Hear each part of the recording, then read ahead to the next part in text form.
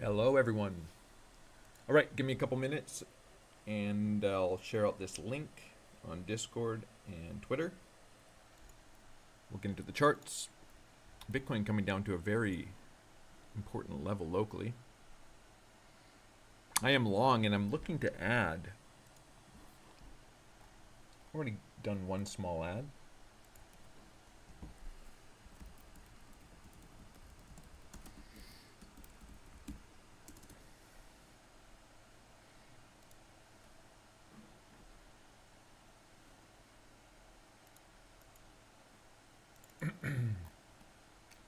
Just share this out on Twitter.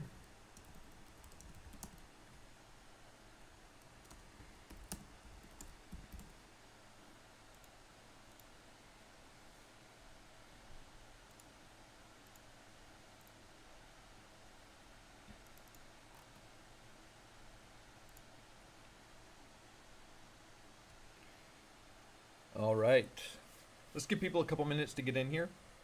We're going to talk about Bitcoin. I'm in one wider swing position from down here, and I added a little bit here, but I might even add more, or I might cut my ad. I'm going to see what happens here. I added a partial position, but I'm in this long, which at the time was at this 618 retracement, retesting this low with the stop below the 786. I was even considering adding on a retest of the 786, or cutting on a breakdown. Now, one thing I want to talk about is, first off, risk management. So people often ask, how much should they risk? I'm not going to tell you how much you should risk. You should base that off of your own performance and data, right? So I saw someone the other day saying that there's a lot of traders who risk 5% or more per trade. That, some famous traders who have made hundreds of millions of dollars or tens of millions of dollars, and that only risking 1% or a lower percent is dumb. Because look at all these traders who risk more. The issue is, and so using that to say that the way it could get misinterpreted, that you should risk more. That's how these traders made it. You're talking about some of the best traders to ever live, and you're trying to apply your risk management style, or build your risk management style off of no data. You're basically saying, hey, I'm this random person. I don't have any trading experience, any personal data. I have no idea what my trading system even is. I'm going to use the same risk profile as one of the best traders to ever live. That doesn't make any sense, right? So when people ask me, what's reasonable risk? And I say, well, if you don't have any trading experience, it's zero. And people will say, it can't make money with zero. Well, you're not going to make money because you don't have any experience, right? But after you've done some paper trading, you've built up some confidence in your system and your trading style, maybe you start putting a little bit of money into the market and slowly scaling up your risk. And a good standard base is between 1% to 2% of your trading account per trade. So anyways, I just want to say that that's usually my view, but somebody will say, well, I just read about this trader who, he made X amount of dollars over 15 years and he risked 5% per trade. Well, yeah, he's an incredible trader, but you're telling me that you have no data, no system, so you shouldn't be risking anything, right? Because you're just going to lose money because you don't have a system. But anyways, so I'm going to talk a little bit about how I'm positioned in these trades. And your risk profile, because I'm just trading over a series of trades. We're going to look at local price action. I'm going to talk about why I'm looking to put on risk and how I'm putting on risk. But your risk profile should not be identical to mine if, one, you're trading ideas you don't understand, and two, you have no personal data to justify those types of risks. But I often cite 1% to 2% on an account or on a trade, sorry, of risk, if my stop loss gets hit, I like to give my positions a little bit of room for discretion. So let's just say, for example, that I start off risking roughly 1% of my account on a trade. And depending on what happens, I might just eat that stop. I might even eat it at a half percent of risk. Or depending on how price action is developing into my stop loss and what the context of price is, I might not only not cut it at 1%, I might allow price to move into that closer to 2% region, and in fact add to my position and increase my risk. So it starts off somewhere between 0.7, 1%, and depending on the context of price action, I might allow it to go up to 2% and actually add to my position. So this is going to be super important. I mean, this is a really important concept. So let's just say this is the 1 hour chart. I'm in this position and price is coming down towards my stop. Now somebody might be confused, and because at the time I did say this, I said, I might cut this position. I'm watching down here, but I'm actually I'm more interested in adding to the position. So like if I got this, not only would I not cut it, I'm sitting here watching price, I would just add. I'd add some risk. And somebody might say, well, that's where your invalidation is. This is the invalidation for how I'm sized, right?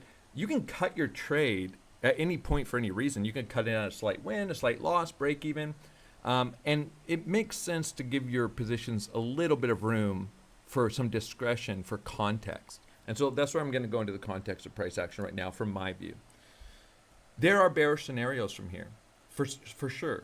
But what is the context of this price action? Well, we have a massive high volume liquidation wick, almost 500 million volume on the 15-minute candle at the lows. We have an initial impulse, a retracement with bullish order flow. And bullish order flow is just saying that there's aggressive sellers getting absorbed by limit buyers. Those divergences are now coming into shaping up between these local lows. We're going to go down to some lower time frames. And so I'm just going to talk about how I view things here. This is a critical horizontal level. So this is kind of back down to my initial longs entry is where we're coming now. And I did add a little bit up here as we were ranging with bullish divergences, looking to as a partial position, not a full position, but I'm interested in adding anywhere in here and potentially cutting for partial losses on those partial adds. We have this local 618 of our move, the impulse low here, these key horizontals. Right now we have bullish divergences. Let's head over to order flow. We're going to actually look at some other times on the chart with almost identical price action. So we see some very aggressive selling coming in across this range. We see very aggressive selling coming in this local downtrend, giving us a bullish divergence in CVD between this low, which was you could call it our second higher low. It does not mean price has to go up, but the question is, what is the justification that someone could use for getting long on a retracement to support? Ever. I'm not saying here, I'm just saying ever. What do you have to see, in my view, to justify taking a long at support? Well, I would like to see signs of support forming. I would like to see some aggressive shorting or selling getting absorbed. I'd like to see some technical structures forming and signs of strength. So there's two ways to look at this. Last night before I went to sleep, I fell asleep before we tapped it. There was an intersection between a fib here and this descending trend line that I'd marked out. That I was maybe, wrong chart. That I was maybe interested in taking a head short on this descending trend line, but I fell asleep in, I think, around here. For a potential higher low or to come and take these lows. But today I wake up and I just see that price is forming big bullish divergences. And many people are going to say, well, this price action is kind of crazy. Like, it's hard to know, is it bullish, is it bearish? Well, we've actually had this identical price action recently. Almost perfectly identical with similar order flow. So let's pull a fractal of this. And I think this is going to go to prove a important point here.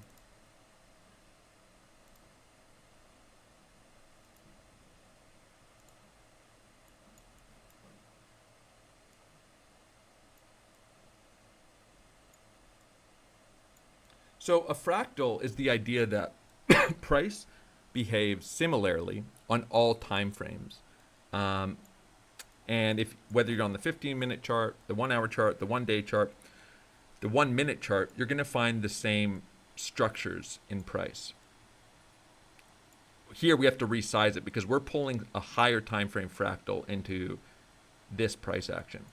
But the question is, have we ever seen anything like this before, where price puts in a low, retraces towards the 786, rallies, ranges, retraces back to this impulse low with a big bullish divergence? Well, it is in fact the exact same structural setup here when I took this long, right? So it's just on a different time frame. Let's go to the 1 hour chart. And what's the point I'm making here? And we'll just look at order flow back there really quickly, just for the additional context. So this was this retracement, right? So we had a big bullish divergence between these lows. We had bullish divergences forming in this range. That's why I was taking longs in here. One of the reasons. There's technical reasons and order flow reasons. Now, it doesn't mean that I couldn't have taken a stop, but I have to ask myself, well, if you have a bullish thesis and you want to trade towards it, what are you expecting to happen? Are you expecting price to go straight up always? And let's just say that the targets here are all-time highs. I'm just going to give a scenario here. That could be that, say your targets here were, at the time they were 71K, right? This was the initial setup for these longs out of here. But is the expectation that price is just going to go straight there, or are you going to see retracements on the way down? Well, obviously, if we look at the chart at any time frame over any period of time, you usually have some retracements, right? Price doesn't move straight into the level.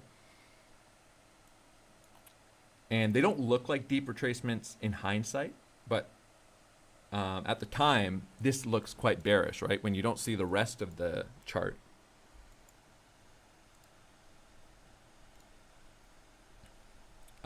Wait, let's go back here.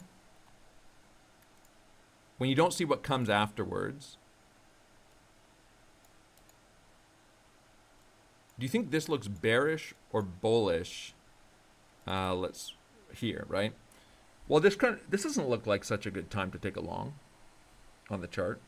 I mean, big rejection, price going straight down. But of course, if we zoom out on the chart, it never looks like a good time to take a long at the lows, of course, right? Who wants to long any of these lows? And in fact, people are so much more willing to take aggressive longs on impulses. So they would be more willing to long this impulse. They'd be more willing to long this impulse. People don't like longing retracements. But how do you establish that a retracement might be worth taking a long on? Well, you look for some structure to form. In my view, you look for some signs of strength. You look for some bullish absorption. And in fact, you plan your longs for retracements. Because if you don't, if I have a bullish thesis, I have two options. Either do not take any longs unless I'm taking them at the highs after price has already moved, or I plan to long retracements with some reasonable justification and structure. And so in my view, the way that I trade and view the market, if you're not expecting some retracements and you're not planning on taking longs at support towards a bullish thesis, then what are you doing? You're just making emotional decisions. Instead, you're longing up here, right? Which many people were. So where do you think the most aggressive longs came in on this move, on the 15-minute chart? Good order flow.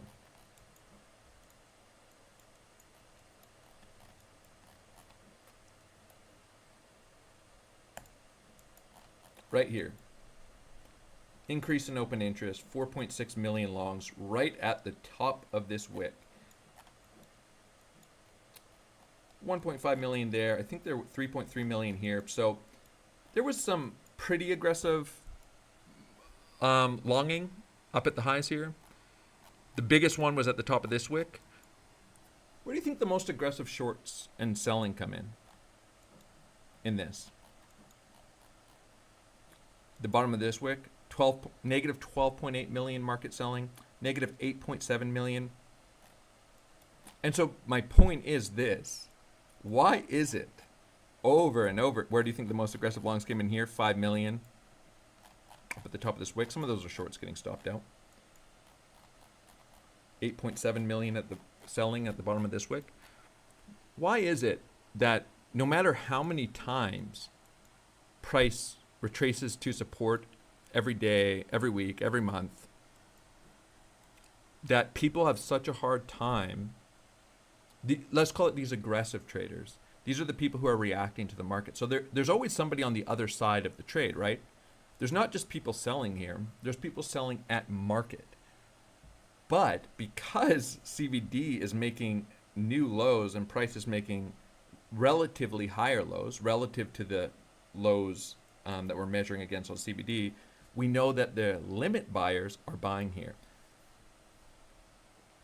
We know that limit traders are typically the bigger traders, and they're typically the winning traders.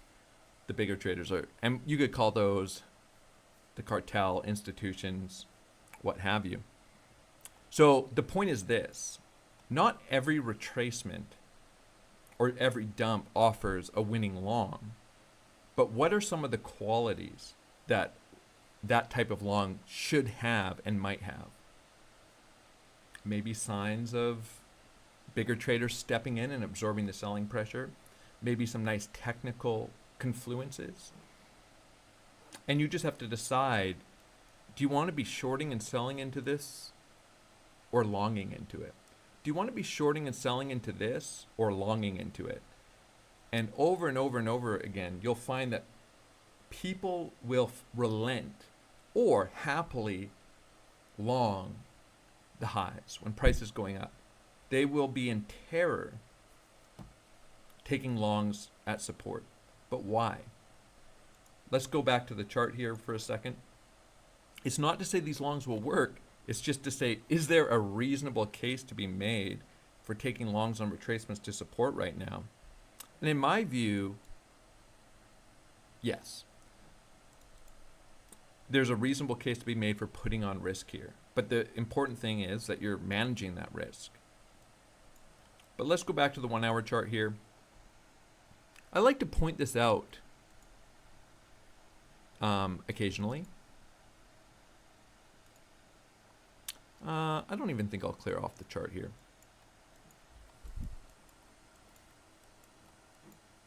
These are the types of places where people want to long. These are the types of places where people want to sell. There's always context that needs to be considered. And we're going to go into some of that higher time frame context today. But over and over again, people will long these, not just in this range. In the context of this range, their longs will be at the top of these candles, the aggressive traders, the majority of them. The majority of their shorts and selling will be at the lows of these candles. And even if price eventually breaks down, what you'll often find is people short this, they long this, get stopped out, they short this, get stopped out, they long this, get stopped out, they short this, get stopped out, they long again, and then they try to hold it, and then they get wrecked. Like, that's the kind of decision making that people make in the context of this price action, oftentimes getting annihilated by a move like this. And of course here, people are selling into this selling into this, buying into some of these, but there wasn't actually a lot of aggressive buying up on this move up, which of course is the time that price goes up. But, you know, people will say this is a really scary place to long, but based on what? If you go back to any other time in history, essentially, this is the exact, this type of move to the downside, even this type of move to the downside, is the exact place you want to be looking for longs. Of course, it's possible that price just breaks down and then you take a stop, right? So that's my view here. Now, I want to say this. I'm not saying that the only trade here is long, that it's a trade that any reasonable person has to take. What I'm saying is that if your only reason for not longing is that price is going down locally, that doesn't make sense. If your only reason is that you're afraid you're going to take a stop, well, that's just a fear-based decision. I'm not saying that you couldn't have a data-based decision for not longing here, or that you could have a data-based decision for taking a short here. But if it's just an emotional fear-based decision, and it's the same type of decision you would make longing up at the highs here, afraid that price is going to keep going up without you, afraid that price is going to keep going down if you take a long, you're not really planning ahead or thinking ahead. All right, so let me just take a quick look at the chat here. I don't think there's many thoughts. I wouldn't mind actually if there's some of you in here who feel like you have a really good reason for being more bearish than bullish in the context, let's just say of this local range.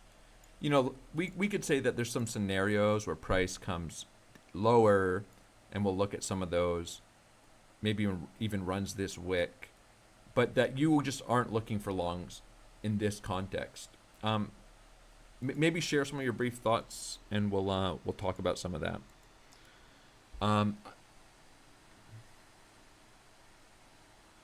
I also want to look at this broadly. We're going to do a couple things. Let me go here.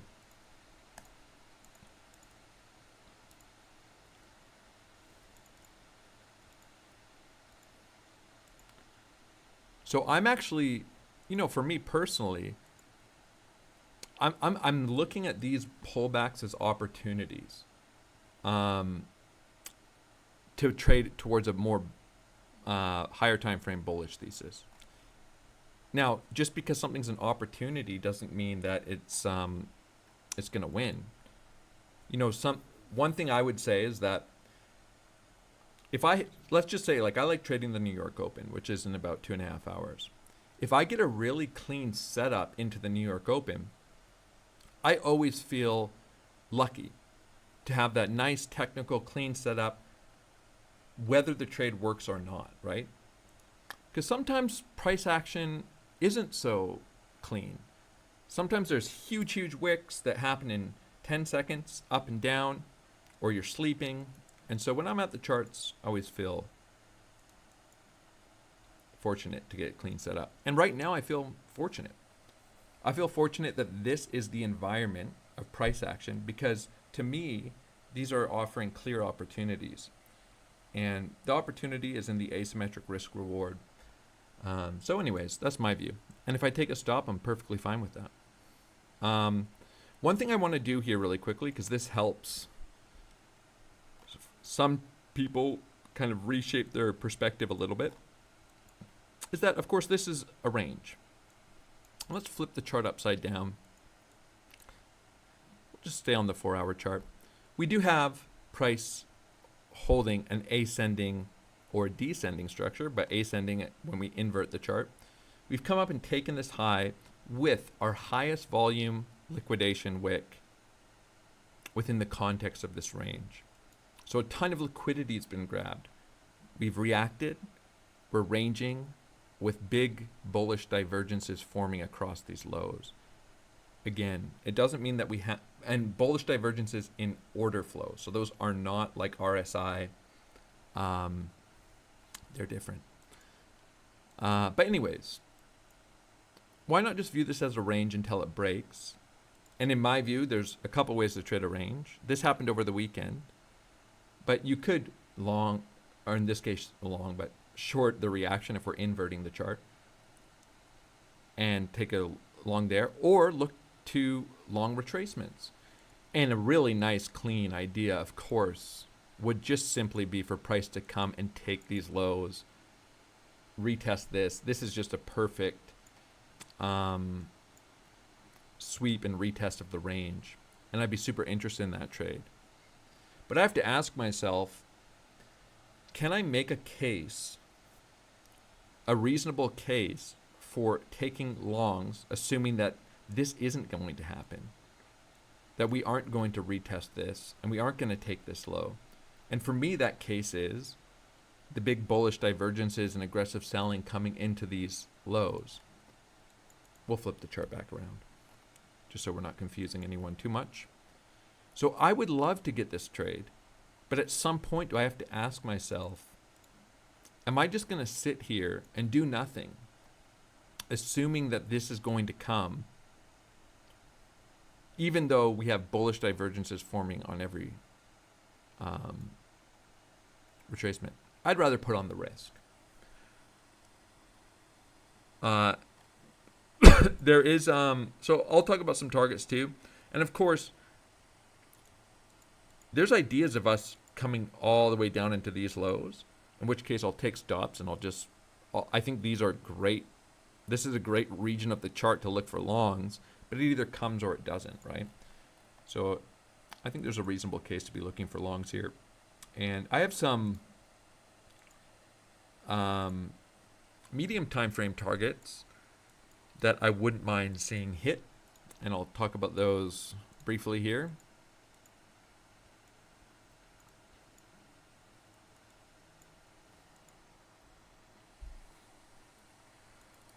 One of those, we could look at this as a descending channel of sorts. I don't have it drawn perfectly here. I just pulled it out so you guys could see. We have high, high, low, low.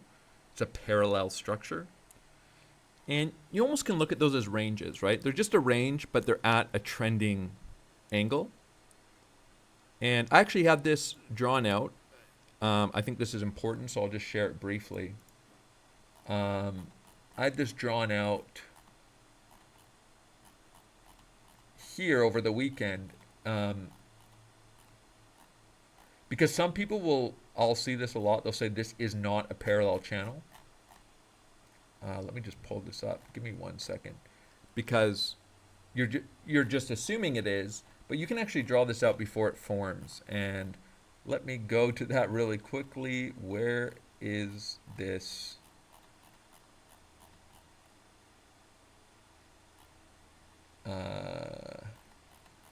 Here it is.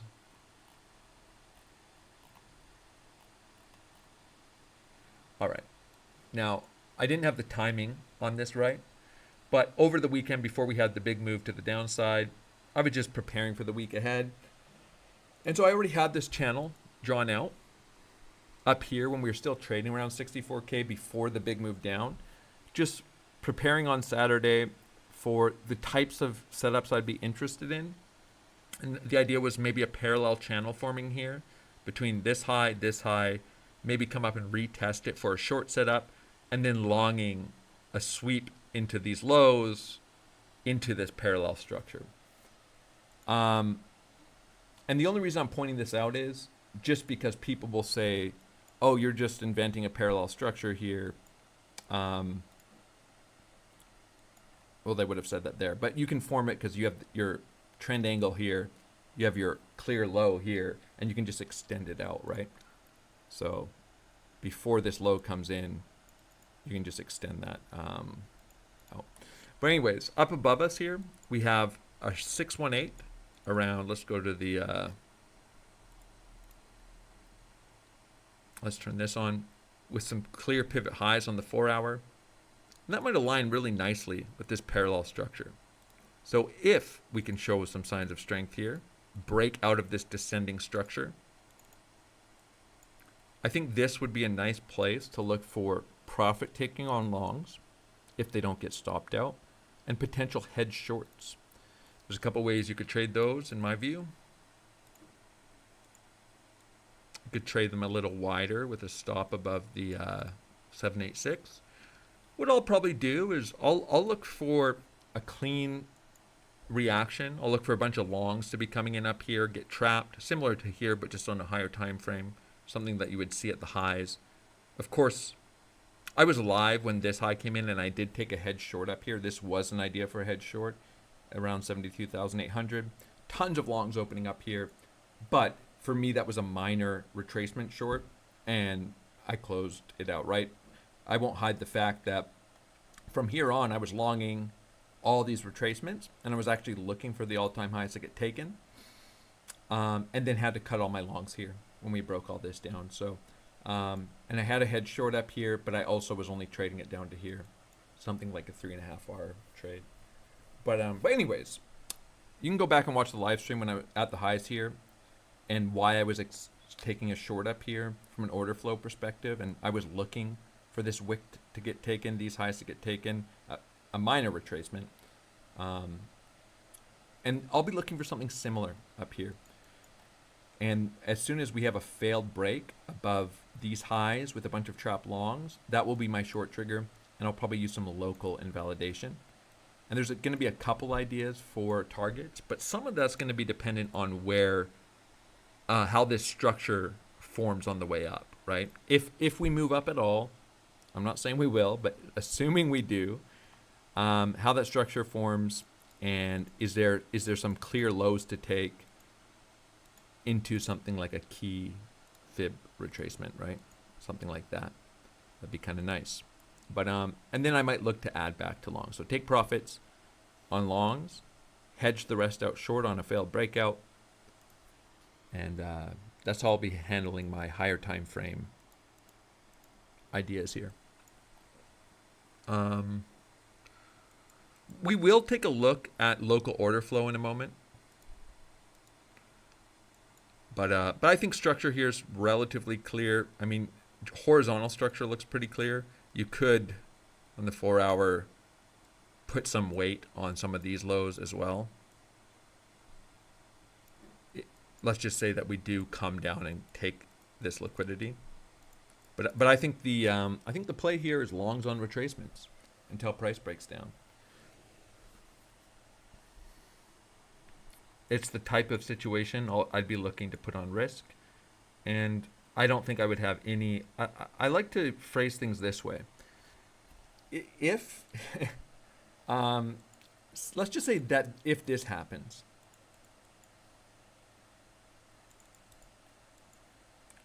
and I'm just sidelined waiting for lower, I can put myself into the future and say, would I have any excuse for not having longs on this move?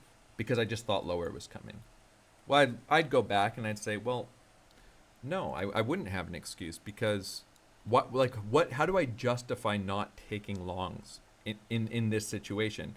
We have the highest liquidation wick we've had, a range. We do have major technical targets here from an Elliott wave perspective that could suggest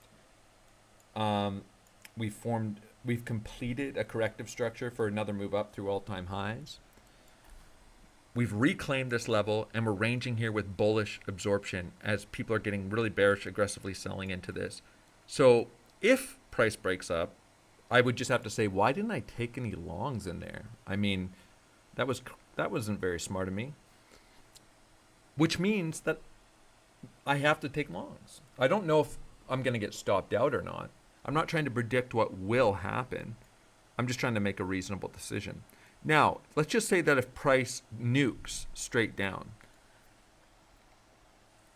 from here, could I justify not having shorts here? In hindsight, if price just nukes down, and so this is where the decision process comes in. I like to say that you have a couple decisions. Either you're going to put on risk, or you're going to sit on your hands at any given moment in the market. or remove risk, sit on your hands, put on risk. So here, you're either looking to put on risk or sit on your hands. If you're putting on risk, is it short risk or is it long risk? And what's the justification? Well, if price broke straight down here, I'd 100% be able to justify why I didn't short this move down.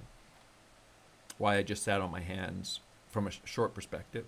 Because we have massive bullish divergences. We have the highest liquidation wick that we've seen in months across this range. And we're consolidating, starting to form the ideas of higher lows. So I could clearly justify in the future why I should not be taking a short here, and even if price breaks down. Now, I could sit on my hands, but the other question would be, well, why wouldn't I look to add some risk here?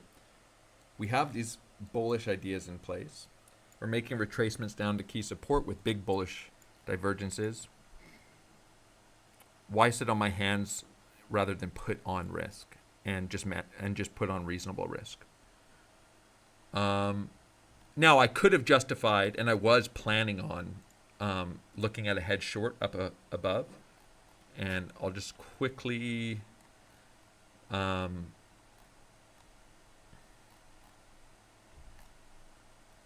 this out. So yesterday, I was giving some updates that while I'm looking at this descending trend line, are we holding it? There was a nice intersection here, which we didn't actually intersect with. But just pointing out that I was interested in maybe a head short up at this trend line. I shared a few updates on it, and then I give an update that price is approaching my level of interest, which is this structure for a potential head short. But then, of course, we ranged here for several hours, and price wicked up. But this would have been a very reasonable short. So if I was locally in this situation, as we wicked up, with the 4 million longs opening at the highs and price rejected, I could have justified taking that short rather than sitting on my hands, let's say, into that trend line. But I'd probably have to start looking to take some profits on it now. But there's a big difference between shorting with a local entry up here and shorting down at the lows. And here, you might want to start pulling some risk off a short. I'm not saying you specifically, just saying you as a colloquial term. Just because of the large bullish divergences forming between these lows and order flow. All right.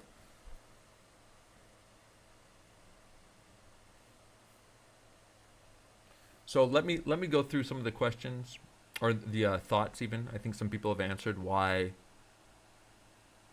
they wouldn't be interested in longing. So that could be interesting. Someone says, first I'll just go through them in order. I might not answer every question, but I'll just read them out loud. Are these new longs opening or shorts getting liquidated, thus being forced to buy? Sorry if this has been asked many times already. I'm assuming you're referring to up at the highs here. The best way to tell or to guess, so to speak, if they're longs opening or shorts getting liquidated is open interest, right? So if price is increasing here and CVD is increasing, and we have this 4.6 million positive delta, and it's coming in on an increase in open interest, that means risk is coming into the market. So that can tell you two things. There's market longs opening here. So people are longing aggressively at market. That's what the delta is showing you. And there's limit shorting coming in here because risk is coming into the market. If this happened on a decrease in open interest, you could assume that this is both shorts getting stopped out and longs from lower taking limit profit because positions are closing. So if positions are closing primarily in that candle, you'll see a decrease in open interest. That's this down here. If positions are primarily opening, that's a risk coming to the market. So a big move up with a decrease in open interest is going to be longs taking profit and shorts getting stopped out. Those are both positions closing.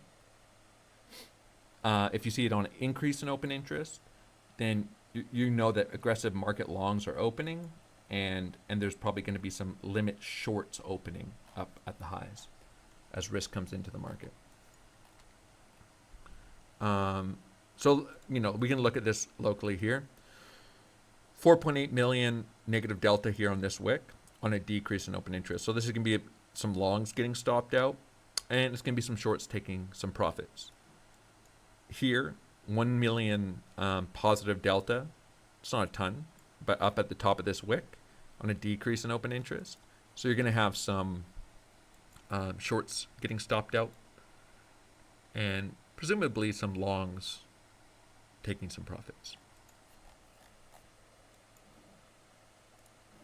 All right.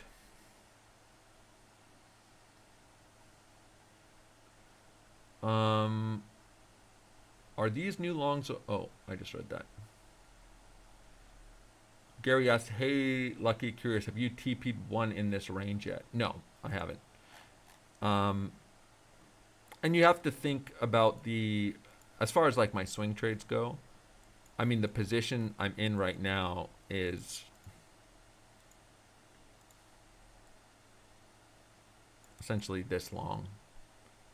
It would be like a 1 hour trade, and then I'm adding to that long.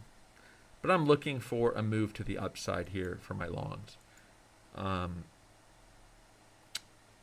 So, you know, if this was a scalp position with different targets, but I'm looking at adding to these longs.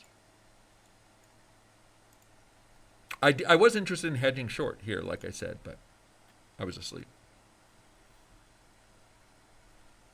And a hedge, in some sense, you could just look at it as, you just ignore that you're long, and you just take a technical clean short setup separately.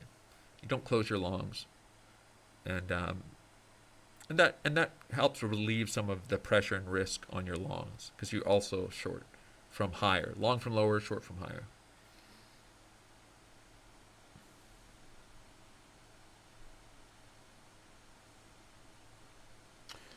Somebody says, reasons I'm currently sitting on my hands is that the wick often gets filled. All right, let's talk about that a little bit.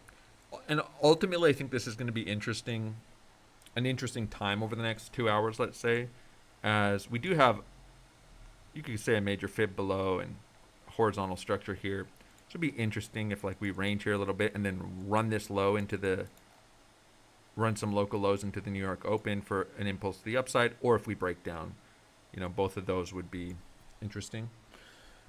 But the idea that the wick, not wanting to take a long because the wicks typically get filled. And I'm not saying that wicks never get filled, of course. They don't always get filled right away, though. All right, well, here we had a really big wick on the daily chart. Price reacted very aggressively after sweeping all these daily candle lows. We had a nice impulse, and we consolidated much higher with big bullish divergences, actually. So after this wick took place, I was interested in longs if the wick got filled, but I ended up taking longs up all throughout this range because we had massive bullish absorption forming here. And so the point is this. You always want to consider the kind of void in the chart that a wick leaves behind. But do wicks always get filled? So if you're a trader and you have this, let's say you have a setup of a wick filling as your long trigger. I don't think there's anything wrong with that. But could it ever make sense to have separate triggers for trades? Let's not even say long. It could be shorts with wicks filling, longs with wicks filling. That don't include the wick filling. Well, we know for certain that there is wicks that don't fill or don't fill immediately, and we'll look at a few of those. Like in this case, price goes up way higher, and you could claim then here the wick mostly filled, and now here it's kind of mostly filled again, if we're just talking about this wick. So now ultimately the wick, you could consider it filled. But here's another wick. Right? Is this wick going to fill? Well, we have the wick, we have the reaction, and now we're consolidating with bullish absorption. Does this wick have to fill? No, certainly not, but it's an interesting idea Have we had wicks not fill to the downside? Well, this was a big example, right? Now this wick looked differently on like some spot exchanges, but I remember this wick well. We came down and we ran all these lows, and a bunch of exchanges didn't. But here on Bybit and many of the perp pairs, we had this big wick ranged, and then we just continued up. Now this wick was massive. We had like I think it was like a 10%, 10% immediate reaction off taking these lows. We ranged here and ultimately pushed up without ever filling that wick. So the point of the matter is this, is wicks don't always fill. And if price is ranging and forming new structure that you can trade around with bullish absorption, I think there's reasonable ideas to get long. So somebody asked me, why aren't I talking about this level? And I've talked about it in the past, right? Which is the 58K level of price coming down and filling this wick, taking this wick low. And my response is that I am interested in that level. I would take this trade if I got it, which is price comes down, sweeps, super high volume, reclaims these levels. I'd fire off a trade there with invalidation under this low. I would also be interested if price nuked and swept this low. Me being interested in setups locally here doesn't preclude these setups, and doesn't mean these setups aren't very interesting. The question is it reasonable for me to only be willing to take these setups? And that to be the only place I'm willing to put on risk. And in this case, I would say no, because of the bullish absorption forming across this range.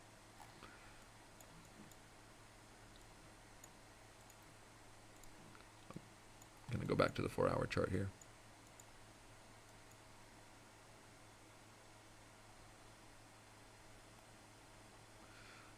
Okay, let me go through a couple more questions.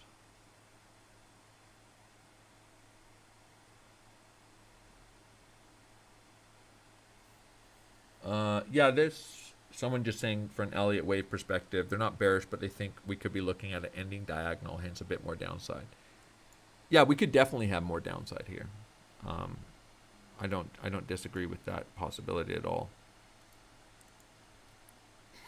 I just would say that objectively, we have our highest liquidity grab wick in months, and a nice initial reaction, and price consolidating with bullish absorption. So I think those are objective facts that can be traded around with risk management. Someone says just looks weak, lower highs, etc. Of course, right? That's one of the hard things, is that structurally a downtrend is a downtrend until it's not, and an uptrend is an uptrend until it's not. So this is all, for example, this is an uptrend, strong uptrend. This is a range. This is a downtrend for lower high, but it's an uptrend in this context. And so this is a downtrend, and you could even just say that it's a downtrend structurally as well until this trending structure breaks. But it's not uncommon for price to build some liquidity under a trend line and then break up out of it, right? And so the reason I'm longing support is because of the big bullish divergences forming. Leaning towards the probability of not taking this low and pushing up higher, and then evaluating what things look like up here.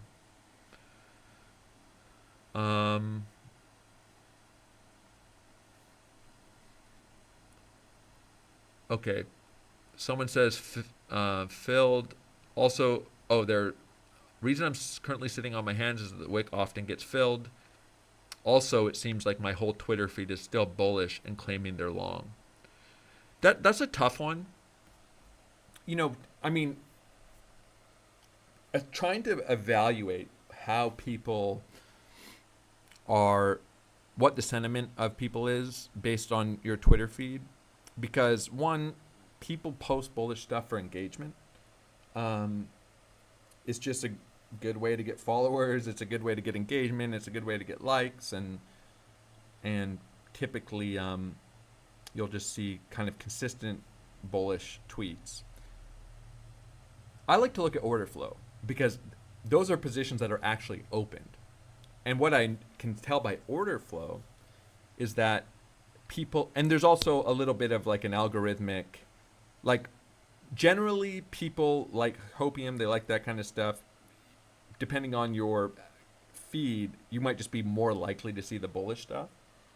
But order flow says what people are actually doing, and people are aggressively selling into this. And the same thing here, because I was taking some, I would say, pretty aggressive longs into here, which maybe at the time, in hindsight, it's like, well, of course, we were almost at all-time highs, but this was pretty volatile, and but we had massive bullish divergences forming here, and we actually had massive bullish divergences forming here. The only way that we had massive bullish divergences, because I was longing into this as well, is if the majority of retail traders are aggressively selling into this, and they were. I'll just come point them out really quickly. I'm not going to spend too much time going through the order flow. Let's just go to the 15-minute chart. But the point is, people made comments like that to me. They're like, I don't think we will go to all-time highs because everyone's just getting too bullish. Everyone's too bullish. Everyone thinks we're going to all-time highs. I think we're going to wreck them. That might be what people are saying on Twitter, but I can just tell you what they're doing. And what they're doing is selling like madmen into this level and getting absorbed. And so they might be saying, everyone might be saying all-time highs next, all-time highs next. But they obviously think lower first, because why would there be so much signs of retail for days just aggressively selling into this before this impulse up? And the same thing here, right?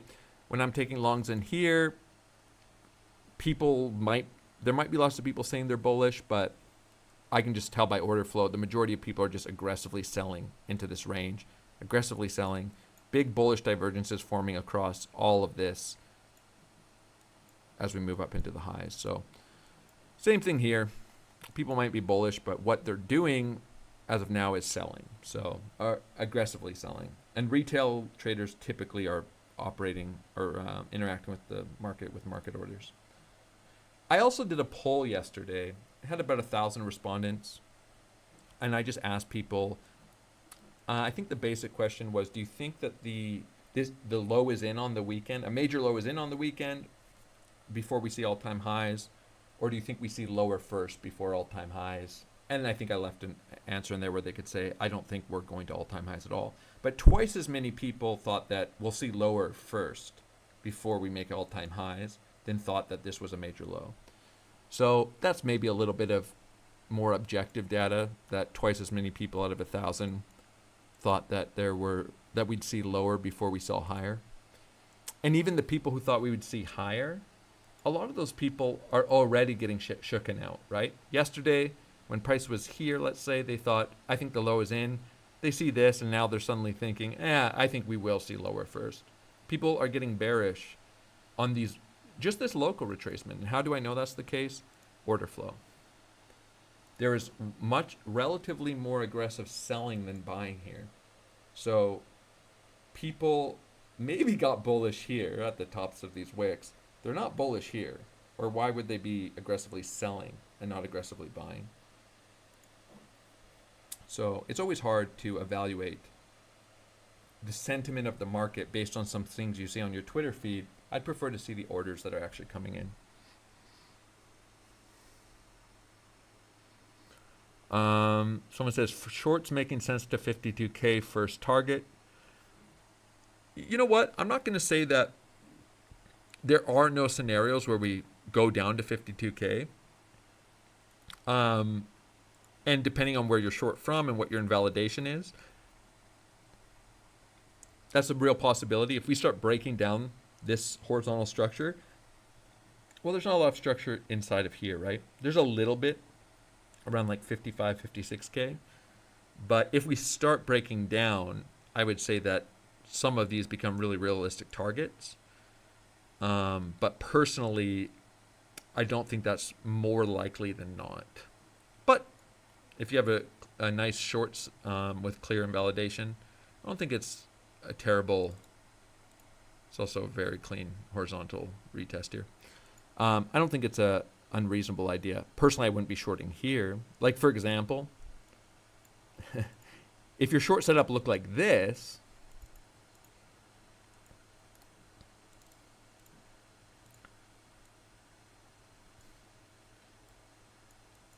what are the odds you don't get stopped out of that? I'd say it's pretty likely that you're going to get stopped out of a trade like that. If your short setup looked like something like this to 52K, shorting the downtrend, descending structure, that's a little more reasonable. And I was interested in shorting that level myself, but I probably would have been trimming it already. Someone says, is there a possibility to see such a bullish divergence for free? Yeah, you can go to coinalyze.net and they have a free CVD indicator. Someone says, can we go through the Bitcoin dominance chart? We can look at it briefly here. I want to keep an eye on Bitcoin too here as we potentially come and test this low. I posted a few days ago that this, maybe a week ago, I'm not sure. This looks like quite bullish structure for a breakout. We don't have a lot of resistance here in terms of structure. This is the 3-day chart. And for now, Bitcoin dominance is breaking out of some really grindy, bullish, rounded structure, and it's holding a retest of the previous range highs. So personally, I think there's a good case to be made for Bitcoin. If we hold this breakout, why not assume that Bitcoin's going to outperform the majority of alts here? We have been breaking out, breakout, retest, breakout, retest, breaking out and retesting previous resistance as support. So does that trend continue? You could start to see a much more bullish Bitcoin relative to alts. Now that could also mean Bitcoin just goes down a little bit and alts get smoked. That would send Bitcoin dominance higher. Or alts start rallying, but Bitcoin rallies much more.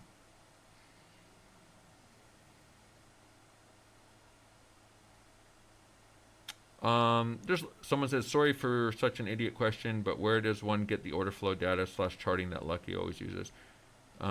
That's on ExoCharts, but there's others. Like Coinalyze, you can get CVD data for free.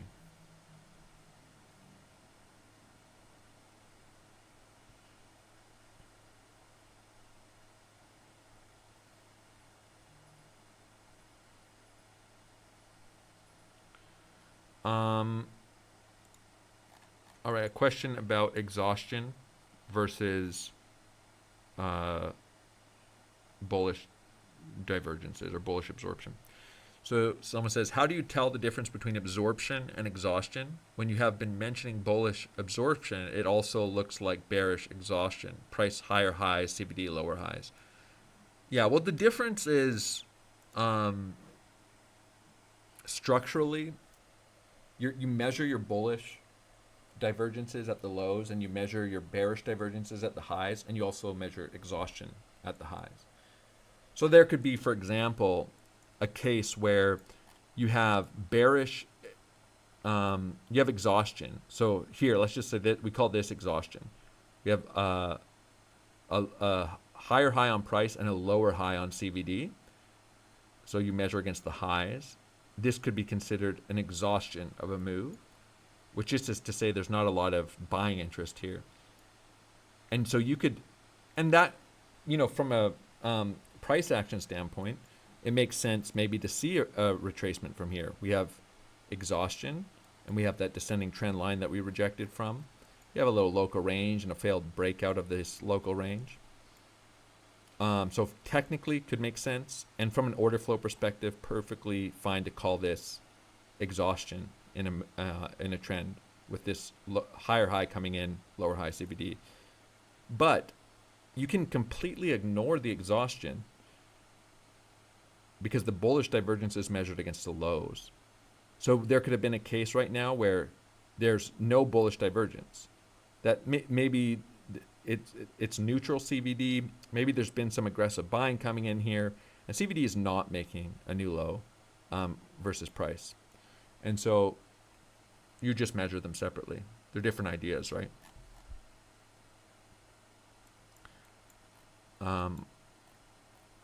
Yeah, let me see. We on IBIT we had some more. We had a little bit more bearishness locally on this downtrend from a order flow perspective.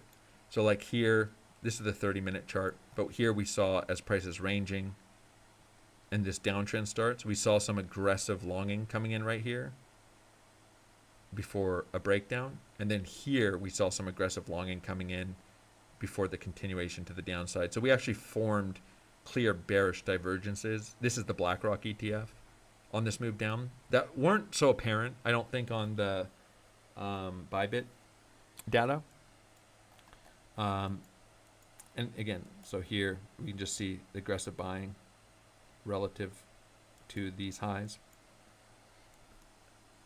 We could note that we do have bullish divergences forming on IBIT as well here across this range. The lows aren't the same because that big wick came in on the weekend.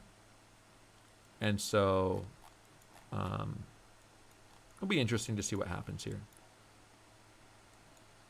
Overall, for example, we don't have a bullish divergence between this low and this low on IBIT. This would be like when we were at 65K. The prices are different, but it'd be when we were at 65K on Bitcoin back in early April, 64K, before we had the push up to the high that we've rejected from. And you could call this technically exhaustion, right? If we bounce from here, price is making a lower low, CVD is making a higher low, with some local bullish absorption forming here, but you could call it exhaustion in selling if we bounce from here, because it's so bullish exhaustion, so to speak.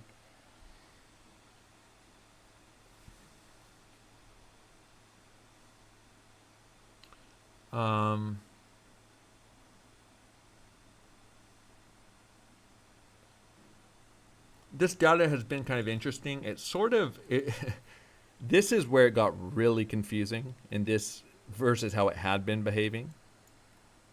But I guess in hindsight, some of this makes sense now.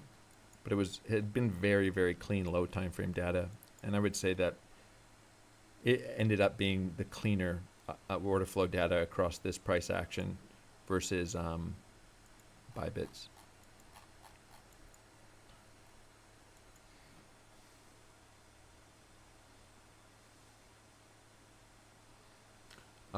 Yeah, but exhaustion's essentially, it's supposed to be signaling a lack of participation, right? So it's that nobody wants to long, and so even as price is trying to break out and it's making new highs, there's just no aggressive buying pressure, and you need market buying and market selling to move price. But I think absorption is a more powerful idea, generally speaking, especially in the context of ranges, because that shows you that there is aggressive buying and aggressive selling, and there's bigger traders taking the other side of it, which is kind of what you want to see at lows, right? Like if price is going to make a low, you want to see people getting really bearish at support, signs of aggressive selling coming in, price holding higher lows, and then all the sellers getting wrecked and the bigger limit traders getting rewarded, which is what we're seeing here as of now.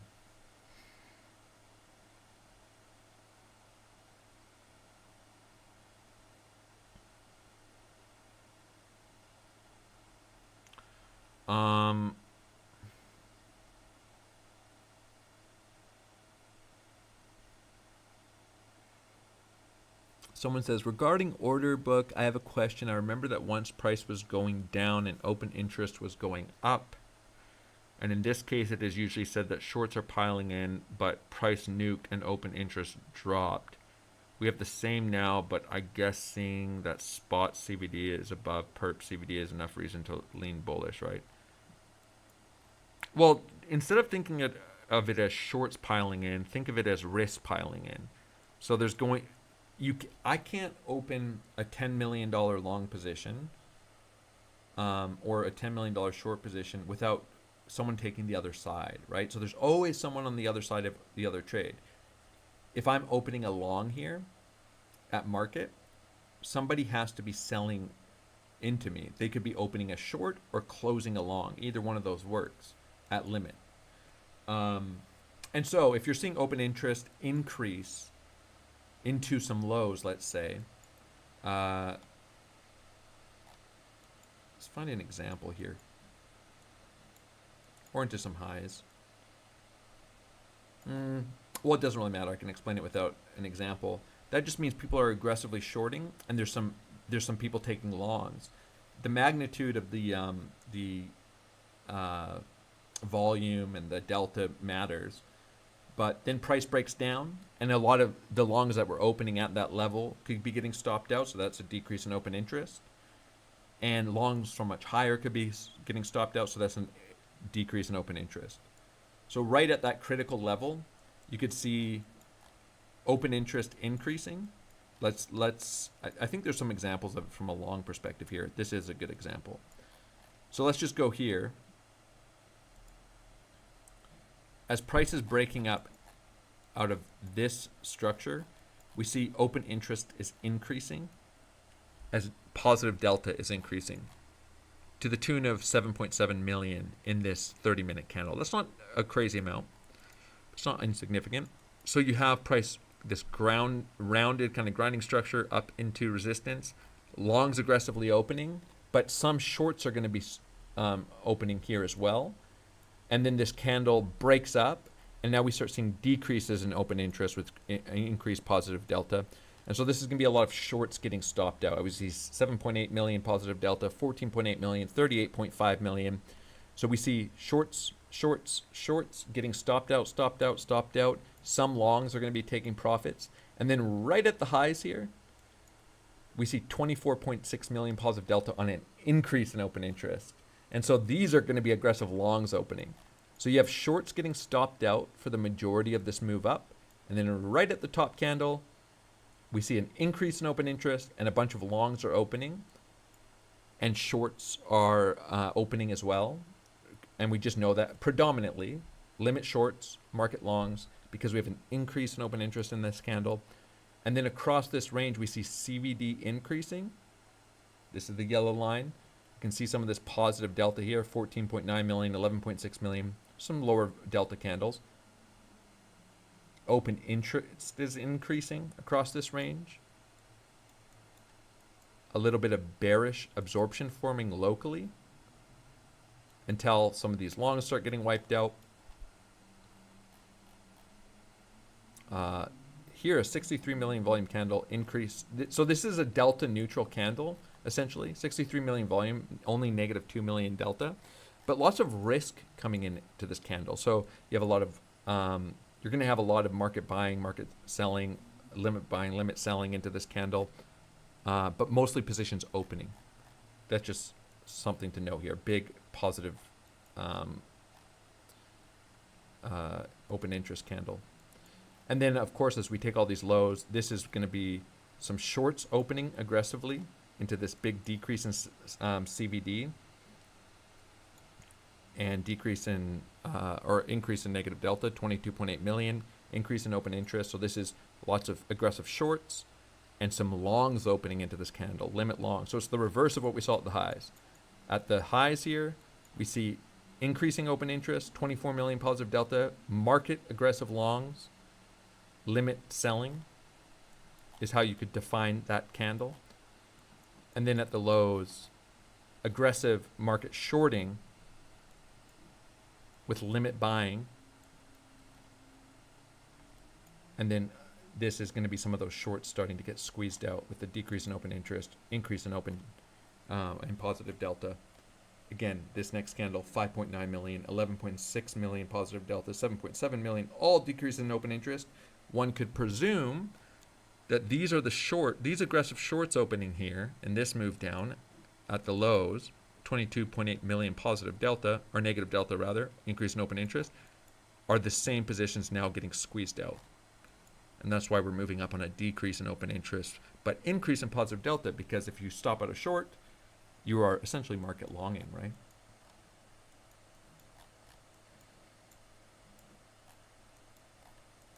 So here we have CVD decreasing with generally an increase in open interest. So there's risk coming into the market. Does not mean we can't break down here, but we're just seeing signs that there's aggressive market shorting coming in here, and there are limit longs taking the other side. And it's enough absorption to hold up price for a higher low so far relative to these lows. So I would just, it's not even what I would consider, that would just be a technical bullish divergence in order flow.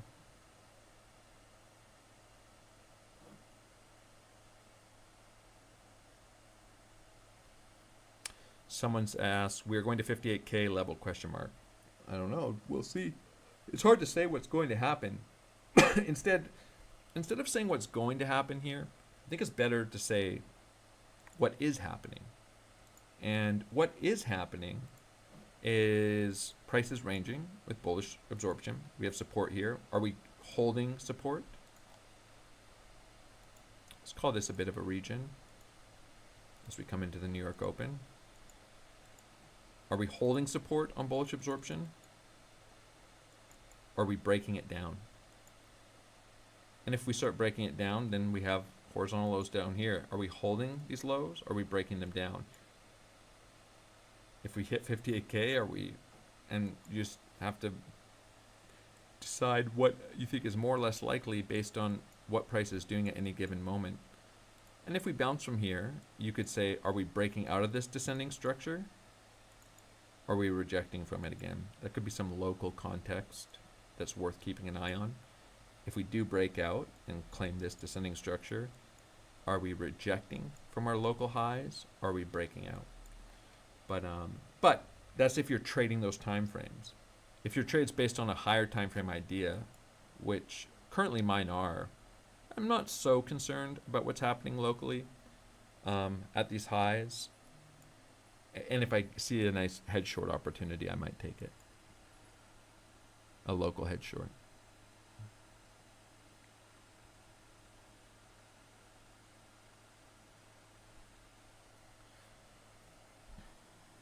Well, this is kind of a more advanced concept, but I'm going to cover it really briefly here because it's important. So instead of thinking about somebody, because somebody says, how did you estimate where to put your stop loss on this long? Looks great, estimation. It's not really an estimation. It's understanding that this is our critical support, this horizontal structure. We do have our major GP of the move. We had our minor GP of the move, which is why I thought this level was interesting. For this long, it's kind of the same idea, which is longing from here. I can see there's some wicks here as we consolidate on the 15-minute chart, and we have our 786. So this to me is kind of a critical zone of support below this level. Putting my stop underneath of it makes a lot of sense. Underneath the 786, that makes a lot of sense. And evaluating what's happening here. But think of a stop loss instead of as the place in which you 100% are going to get out of your longs and you're waiting for lower. Think of it as the place where you're going to reevaluate the long thesis. And I went over this earlier in the live stream, which is you might end up adding to your longs here rather than cutting them, or you might end up cutting them and reopening them. But I don't have to decide every decision I'm going to make for the next 3 days when I take my position. Leave a little bit of room in that position from a risk perspective, take reasonable risk, and you can cut the position early. So you could cut it at a slight win, break even, or at a slight loss. But think of your invalidation as a reasonable place to reevaluate that position And it has a lot to do with the sizing of your trade. I'm just going to pull this really quickly, and we're going to take a look at order flow, because I think this is a pretty critical level right here.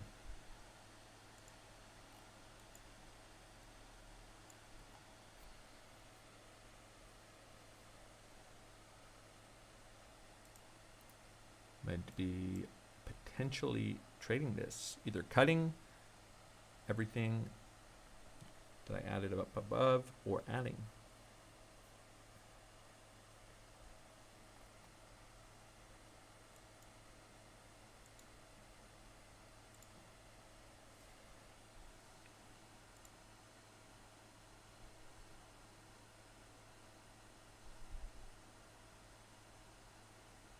So what would I like to see from, for the case of adding? I'd like to see high volume, high delta, and a bounce off this level.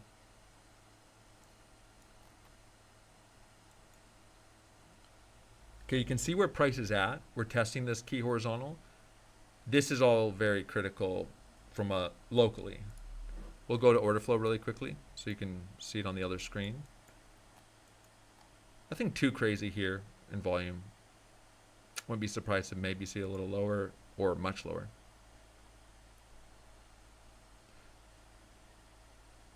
A sign of strength would be reclaiming the local lows here. So a nice wick reclaim into this key level.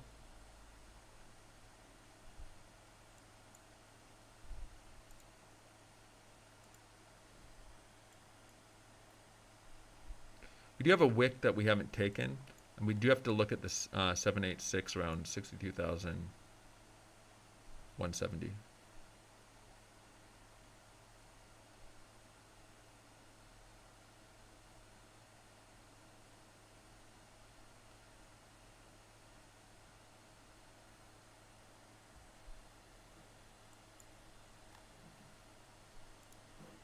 So a sign of strength here would be reclaiming this. Be a nice local sign of strength. Wouldn't be a bad thing to take this wick with higher volume and higher negative delta, but you'd want to reclaim it pretty quickly. 786 locally is another idea here. But we want to see a little more volume here, ideally.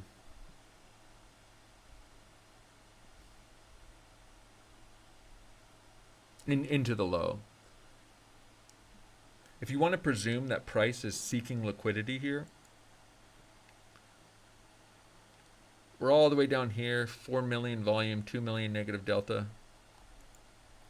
Some aggressive shorts coming in, increase in open interest. Nothing major though, negative 2 million delta. We already have pretty big bullish divergences against these lows, but for the local low, want to see some of this structure start reclaiming to make it more probable. But right now, I'd just say price testing a very important level. Nice little reaction here as well. This is where I would be prepared to start looking at adding to my long. We have the hourly close in 3 minutes. So looking for signs of strength, but not rushing into the position. I don't need to long the absolute bottom. If this was like a 50 million volume move down and there was 20 million negative delta here, I might long that a little more aggressively. I can be patient here. Again, the technical structure we're looking at, these horizontal lows at the 618 of the move, with the 786 below us. If we break this down, probably got to look for these lows to be taken. If we break that down, got to look for the wick lows to be taken. But right now, bullish divergences between these lows. And mostly, I'm aware of the levels here, just keeping an eye on order flow and the reaction of this wick.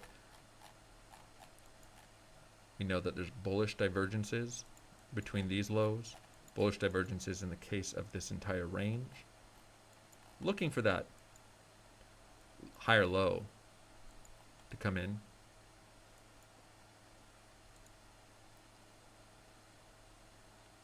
And oftentimes people will ask something like, how would I decide if I'm going to aggressively long the reaction versus waiting for some more signs of strength?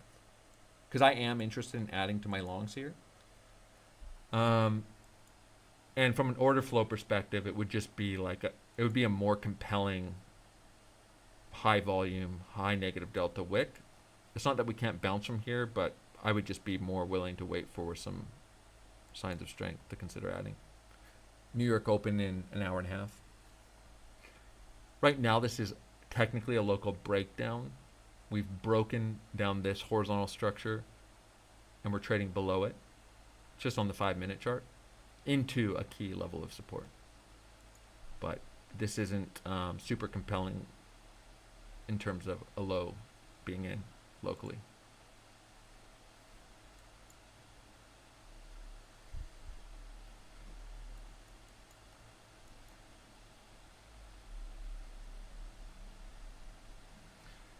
What I wouldn't be surprised to see, just based off of the volume here, we'll see, is a quick run through these lows.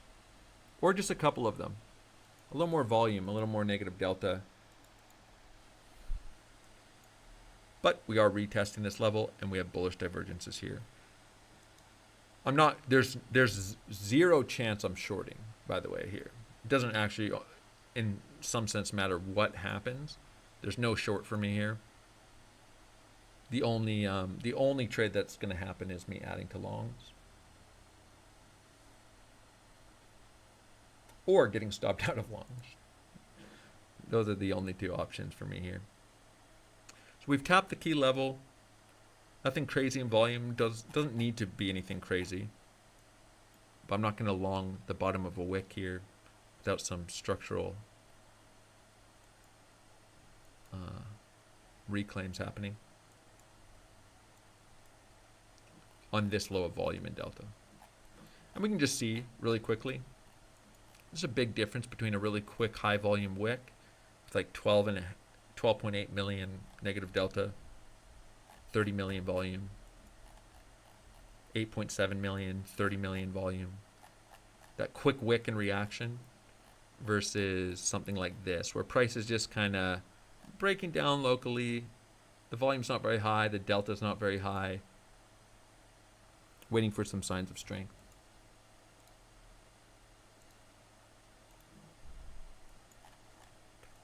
But very aware that this is a important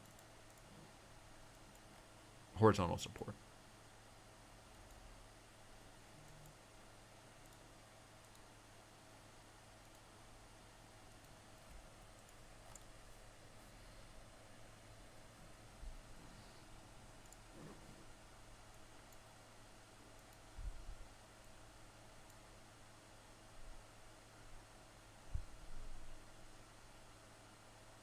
The context here is, in my view, bullish.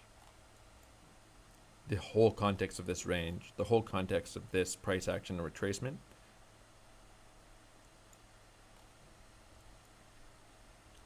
starting to reclaim this low. We have a little bit of a descending structure here. Can look for some of this even into the New York Open as a possibility.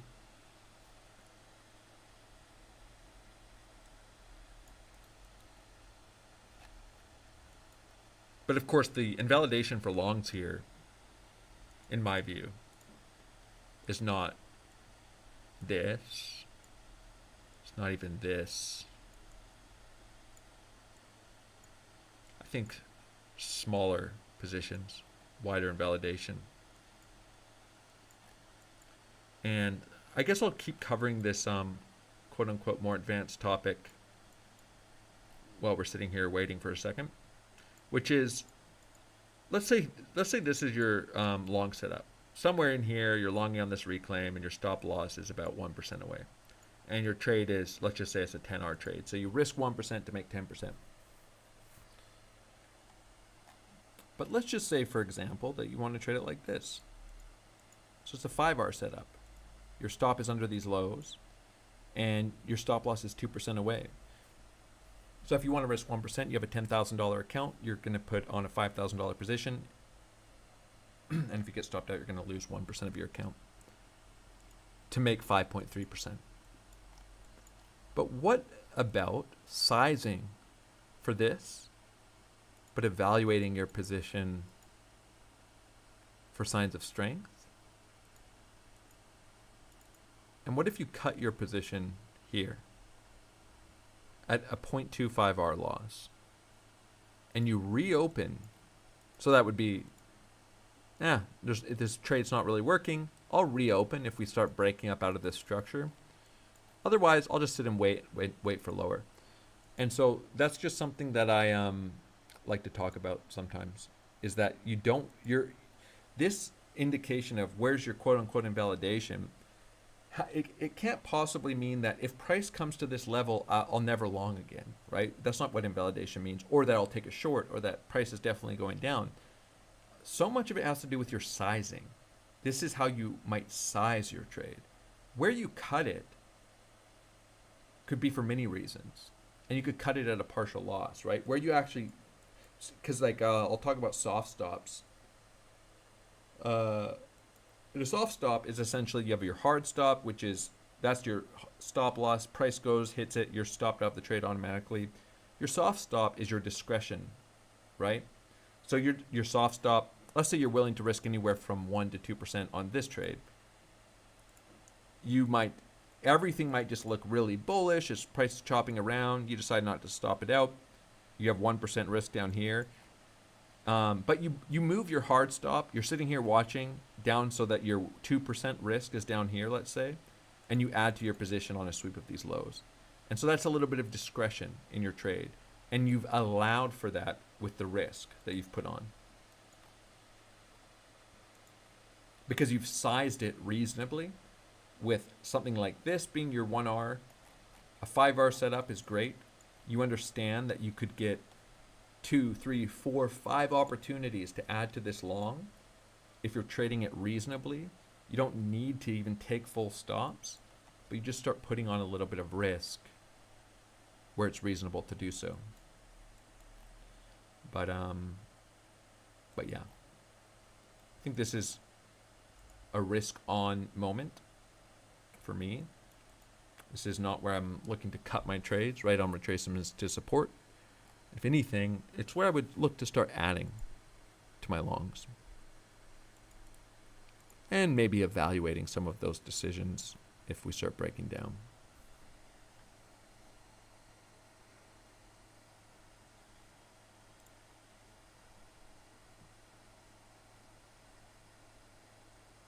So price testing a local reclaim right now. Just for fun, let's come down to the 1 minute and just look at some of the lowest of time frame structures. But we can see, so price has retested this pivot. We know it's an important horizontal. It's the 618 of our move. We're getting a nice reaction, bullish divergences. So this could be a technical long trigger, right? As price is reacting, you have bullish divergences. Would like to see a little more volume. Need to be wary of the New York Open. So if I'm long from here, it's not because I wouldn't actually be surprised to see price come a little lower. I wouldn't be surprised to see this descending structure hold for some of these lows to get swept. But you could definitely be considering longs here and evaluating what happens locally into the New York Open. I'm actually kind of curious if we have what this trending structure looks like.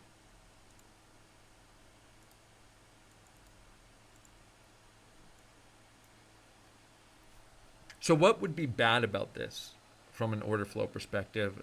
What's the con side of taking longs here? Just very low volume on these lows. Low volume. I mean, there's negative delta here, no doubt. 3.9 million, 2.6 million. Just not a lot. We had 4.8 million come in here.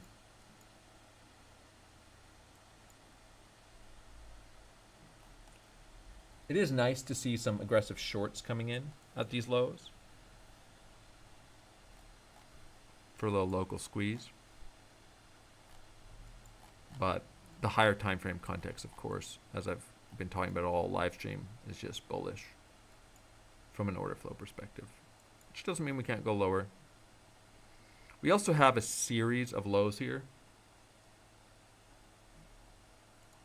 that you would presume there's some liquidity under.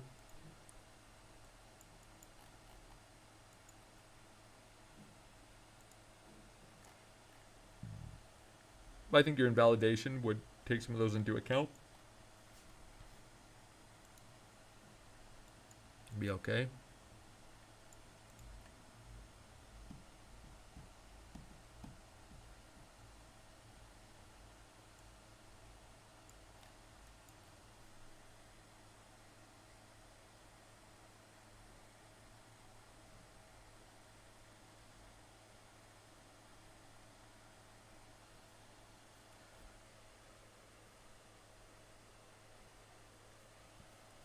We have a lot of liquidity building up overhead. Some of that's going to be shorts that are going to get stopped out if we start breaking to the upside. And some of that is just going to be sideline people piling into a long, right? You could imagine faking out some of this locally and chopping people up, even if we don't really go much lower towards the New York Open. But let's just say we bounce from here, running this local descending structure, running this higher time frame descending structure, and then breaking out of all the horizontal resistance here. You're gonna see, and that's what I mean by liquidity building up overhead. We know from order flow there are a lot of people who are completely sidelined because tons of people got wiped out on this high volume wick. People have been selling into this range. There's also a lot of people in shorts here. And so when price starts going up and people are sidelined or short, that can offer a lot of liquidity. So I wouldn't be surprised actually if we do start breaking up to see quite a quick move up through all of these highs, even just into the 68, 69K region. There's some ifs there for sure.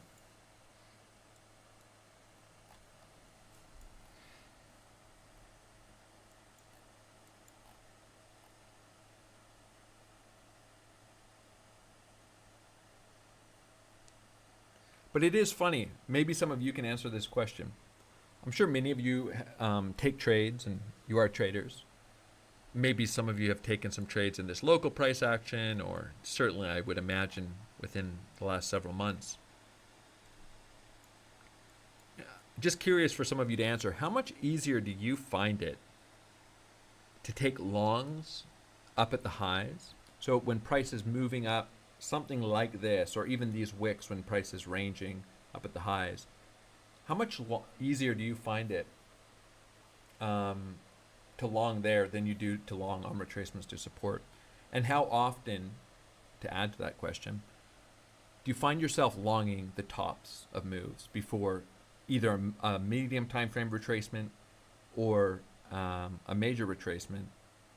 And no matter how many times that happens, would you say that you continue to find it easier to long on impulses versus to the upside rather than retracements to the downside?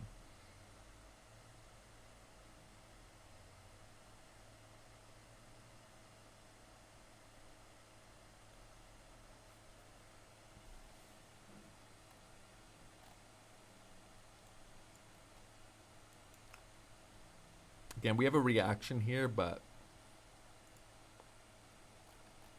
let's see what happens locally. Retesting.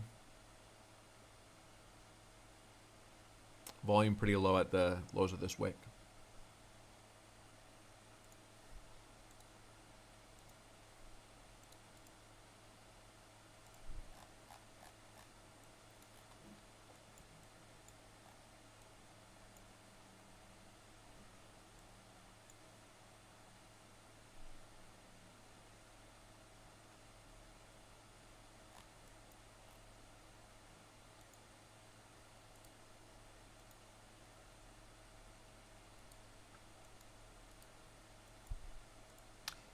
If I had to guess what I think is more likely into the New York Open, might be a little bit of a range here.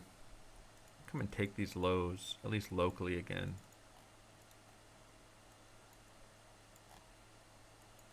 For a cleaner spring, but we'll see. This isn't really, it's an important technical level. There's no doubt about that.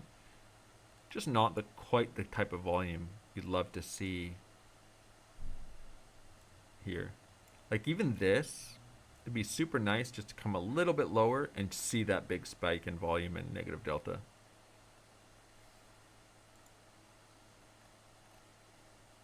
We have a little bit more shorting coming in. Nothing major. Another 730,000 negative delta here. Increase in open interest, so aggressive shorting. And we have some signs, obviously, that there's some limit longs sitting here, but it's just hasn't really been tried that hard yet, as volume is pretty low.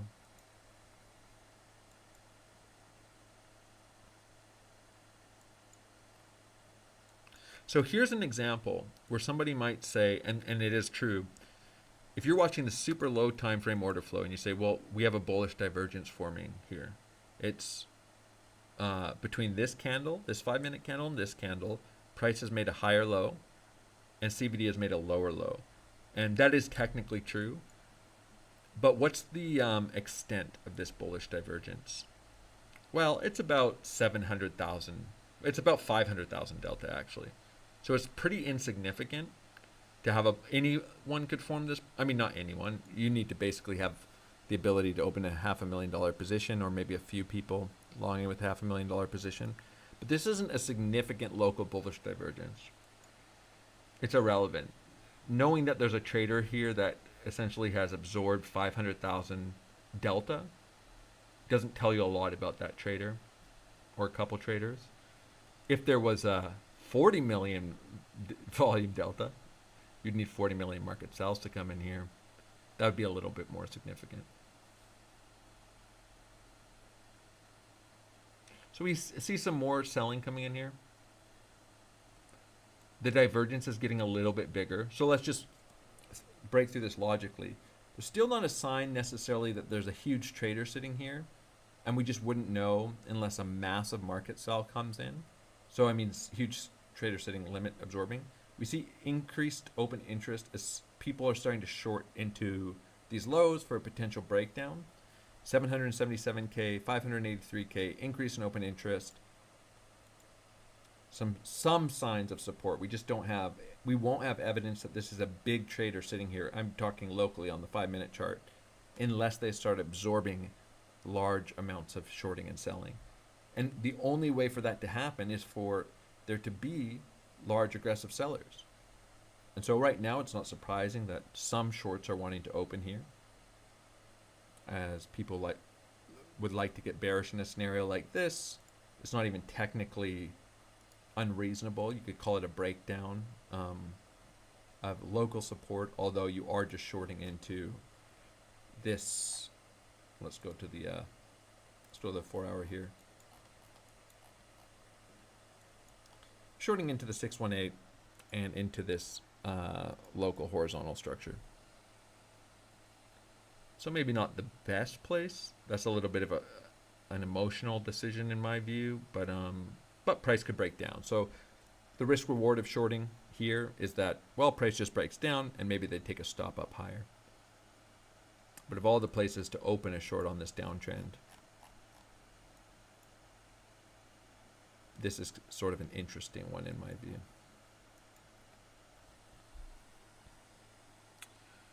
So what can happen here over the next hour and a half, we'll see. We can always just hold this as a low and push up. This is critical support. But just some choppy price action. We have a descending trending structure here. We have some local lows forming. We're going to have people wanting to short into these local lows. And what about just chopping up and taking these lows again an hour and a half from now? That wouldn't be so surprising.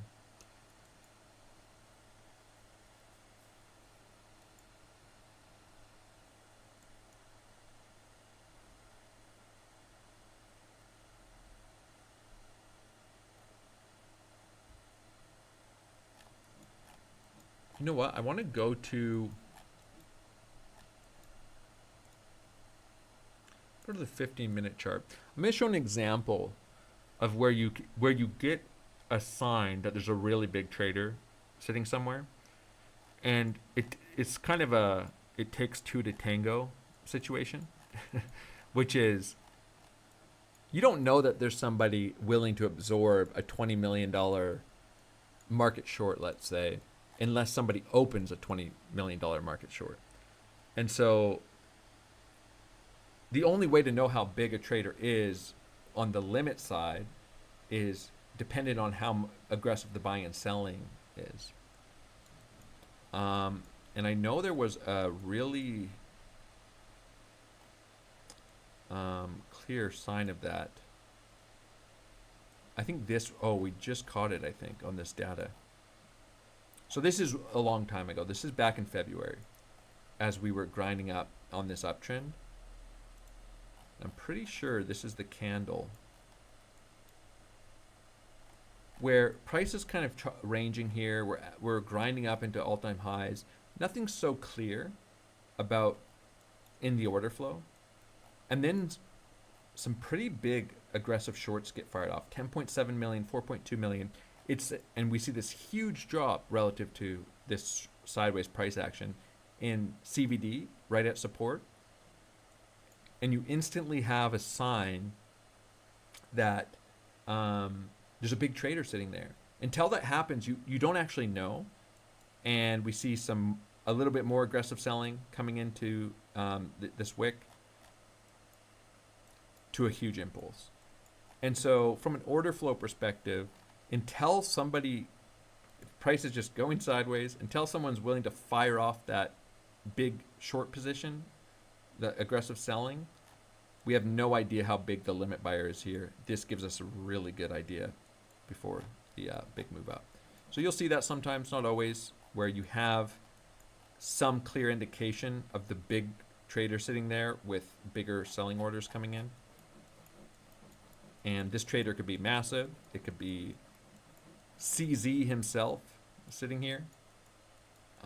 Or it could just be a random retail trader with $500,000. But the bigger traders are definitely absorbing inside this range. Oh, I didn't realize how far back I was. I think I can just click to reposition that.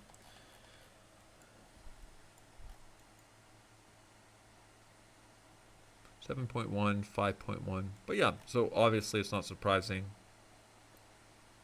This local price action on the 15-minute chart is dominated by selling, right? Aggressive selling. I am long here, by the way.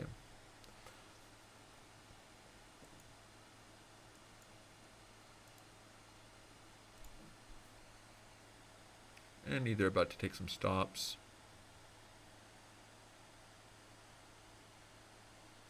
Or print. Go back to the lower time frame. We'll just watch this level. I wasn't necessarily going to stay on a live stream for this long, but it's kind of an interesting time to be live, I think.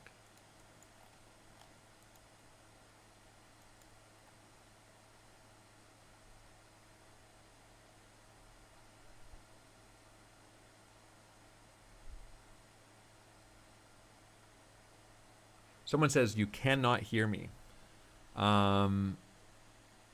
Just that I'm quiet or I'm completely muted?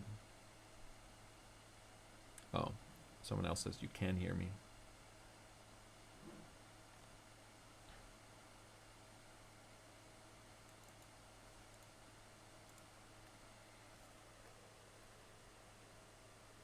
Yeah, I do think...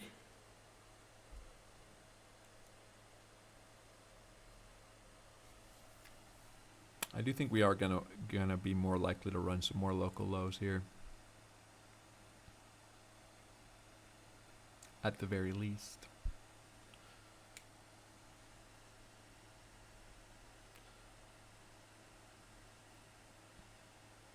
It's not insignificant volume and delta at these lows either, by the way. And there's only as much selling as there are people to sell. Someone says, dump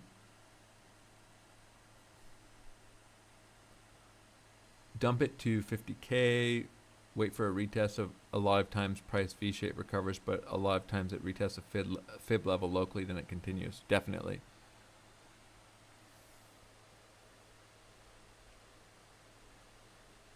And price is actually rejecting from the descending structure locally. And a little bit of the horizontal structure as well.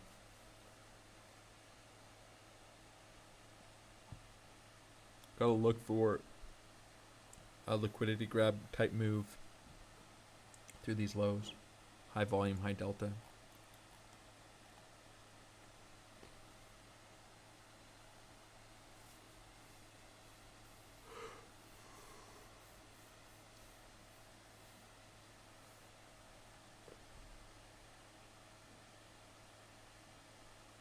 Someone says liquidation heat map shows money around 62150 and it's quite consistent over the past weeks. Yeah, well, I would say there's almost certainly liquidity under these lows, right? You have 1, 2, 3, some horizontal levels. It's the 786 of the move as well. This level could have been a lot more interesting for like a quick move down and reaction, but there's just hardly any volume here or negative delta. So I'd say to call it a high probability level to put in a low here, a little less likely. And if we do, I think it would be more likely to come back and retest it after initial reaction.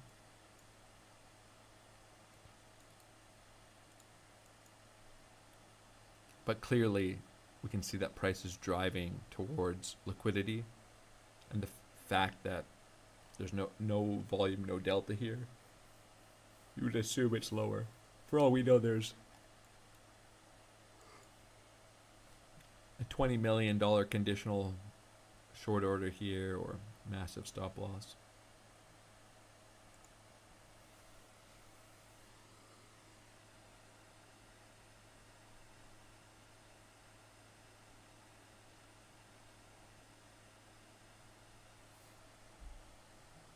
As some local lows get taken, we'll take a look at order flow here. 616, still no major volume. That can change very quickly.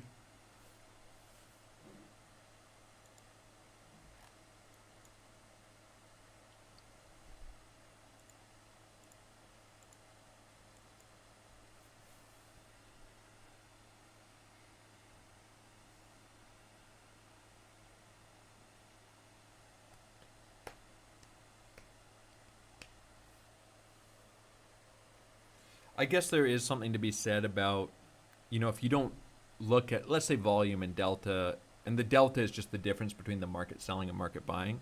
So if we're looking at these, the white and the blue here, these are this is the market sell side, the market buy side. But this isn't a lot of volume or delta. A couple million. You know, seeing a 30, 40 million volume candle, that'd be a lot. With 8, 9, 10 million delta. Decrease in open interest here. Some longs getting stopped out. 5 million volume. 3 million delta.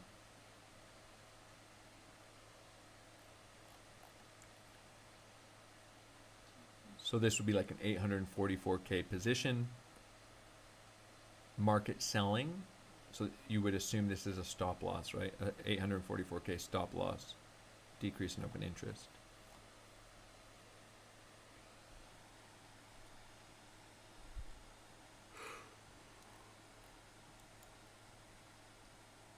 $786 is approaching here. I'm going to stay on order flow here. Many of you should have trading view charts. You can look at the structure there. I'm going to stick on the order flow. I have both screens up, but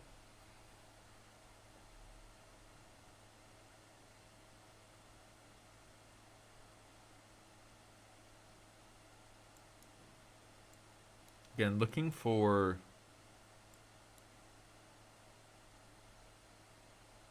as we head into the New York Open for this move to resolve to the upside. Looking for signs that liquidity is grabbed, signs of strength. And what I mean by looking for that is I just think that's the more likely outcome.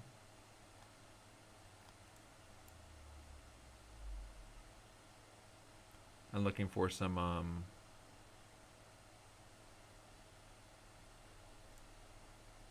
signs of a significant low coming in. Now, if we continue breaking down, we're almost certainly going to be taking, I would say, the $61,500 lows.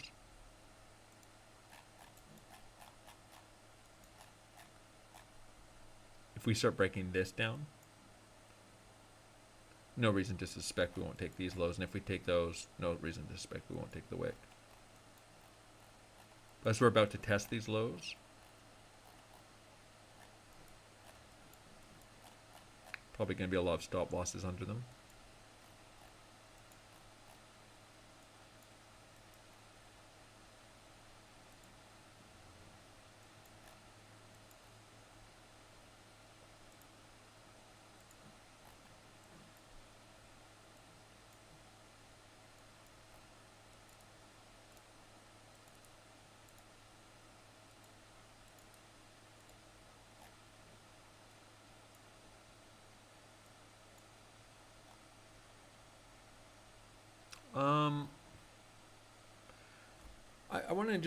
I want to ask a quick question.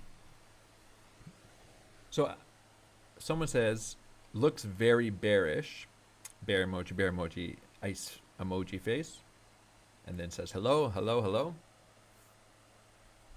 I'm just curious, did it look very bullish? In the same way it looks bearish now in the context of this range, did it look very bullish up here?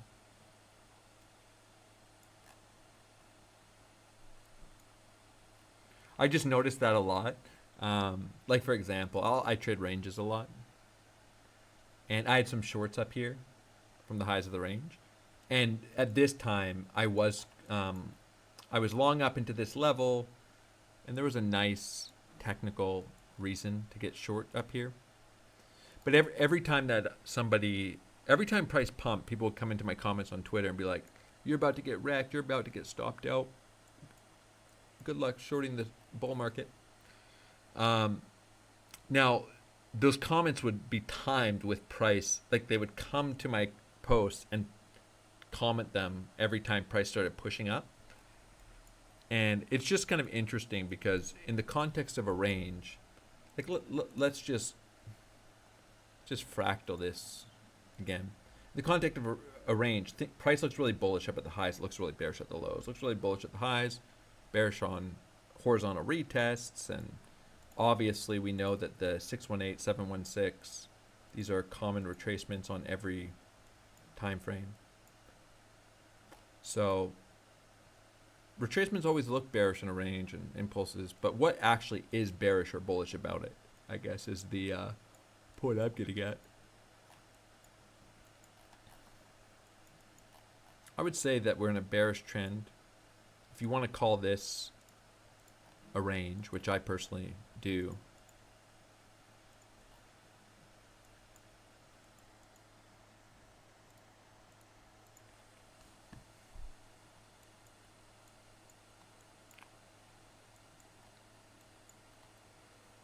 I don't know if I would call this particularly bearish, but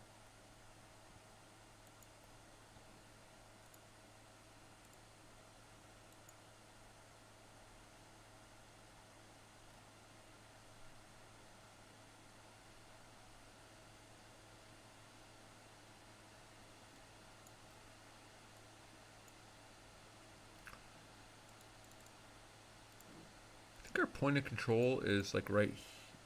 Oh, it's moved now. Value area low comes in around here as well.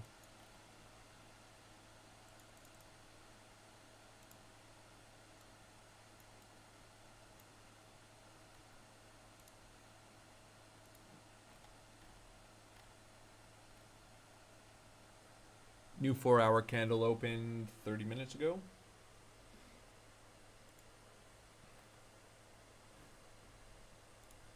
But again, here's 6 million volume, 2.8 million negative delta.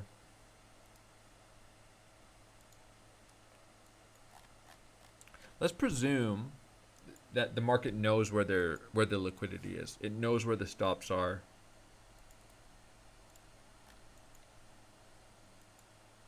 I guess just ask the question if it makes sense for the local downtrend to end here from a volume liquidity perspective.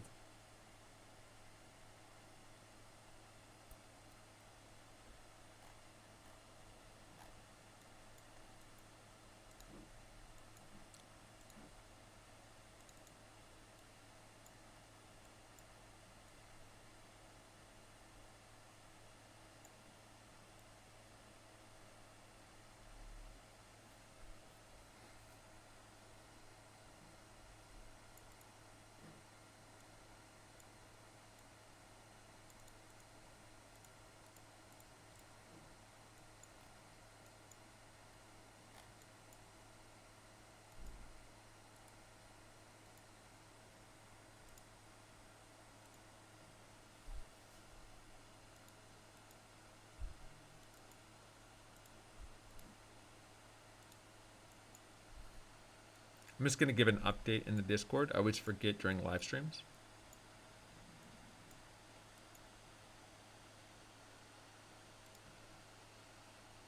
Local wick low about to get taken into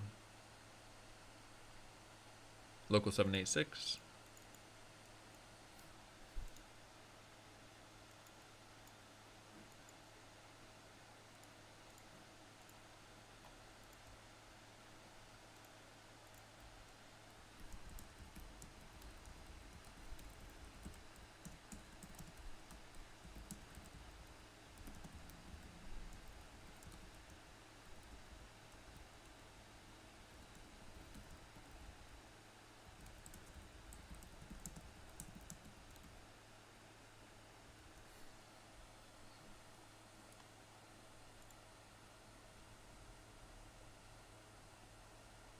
Surprisingly, not so much volume here. 1.4 million volume, 800K delta. These lows.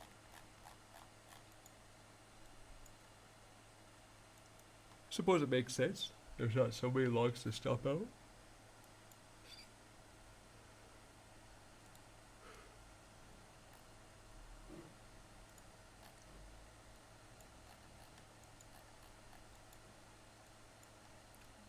I'm going to flip back to the trading view chart just for context here. Price is taking this low. There's so far nothing under it in terms of stop losses. Which aligns with the local 786. Some horizontal structure here.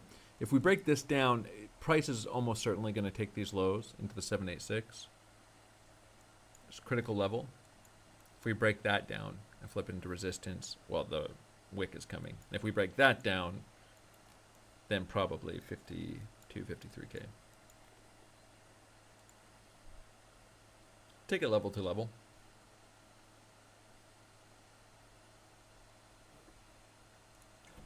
Let's keep an eye on order flow here. But so this is the surprising thing, is there's no volume in any of these candles. Here we start to see a little bit more, some aggressive shorting coming in. 1.9 million, nothing crazy.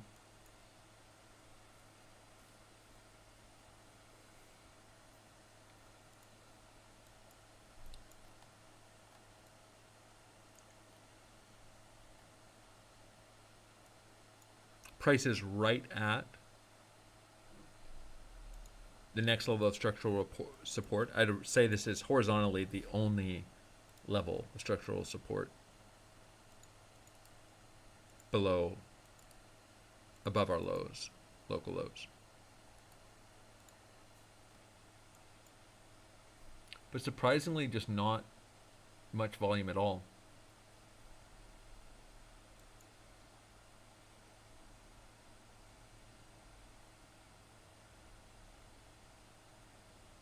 And what I mean by,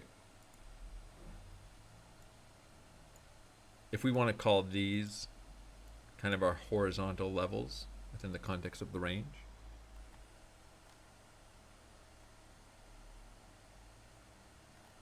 a little bit of a wick to take here, horizontal support.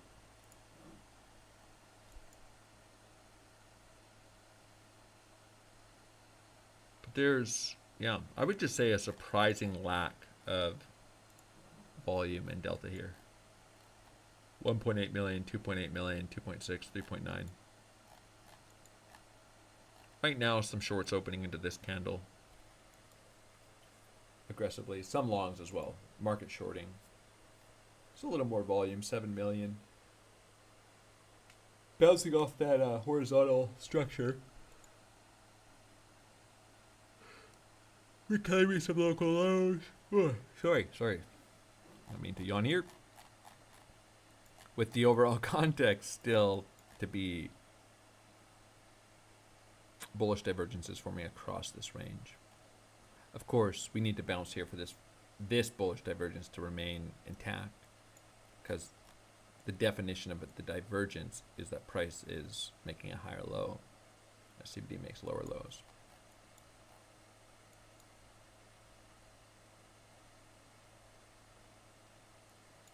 But the reason you might suspect that this isn't, like, these aren't good candles to long into is just the lack of volume in delta. Price is just grinding down lower and lower and lower with no clear signs of liquidity grab.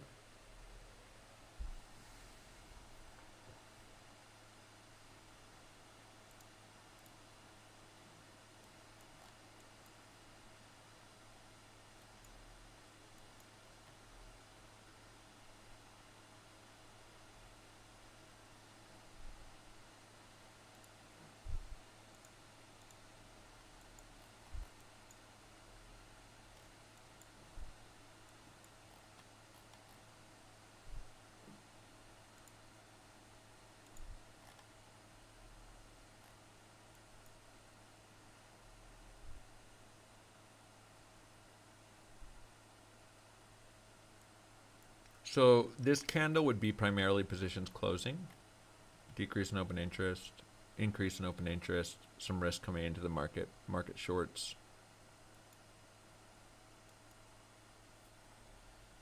And probably some limit longs coming in.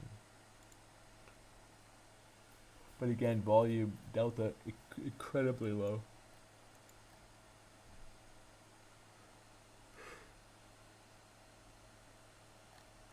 Given where price is at.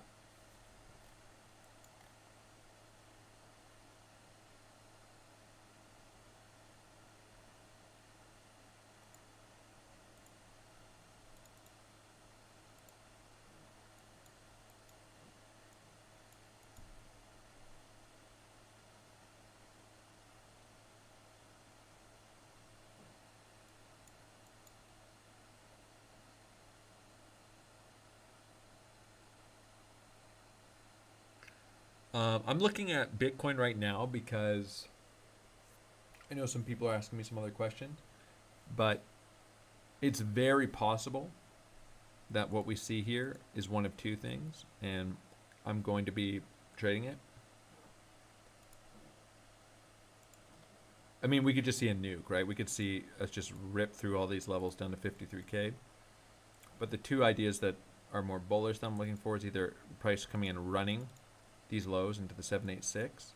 It's going to be, for me, I'm going to be long off of that, especially on high volume, high delta. And the other possibility is price running into this wick low, which I'm going to put this level on the chart. I have some time. I'll draw it out for everyone.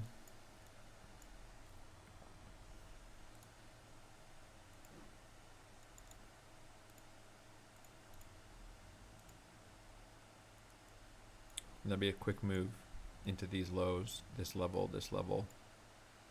The long would be on a reclaim. But the move could come really quickly or not. We'll see. New York opens in 45 minutes.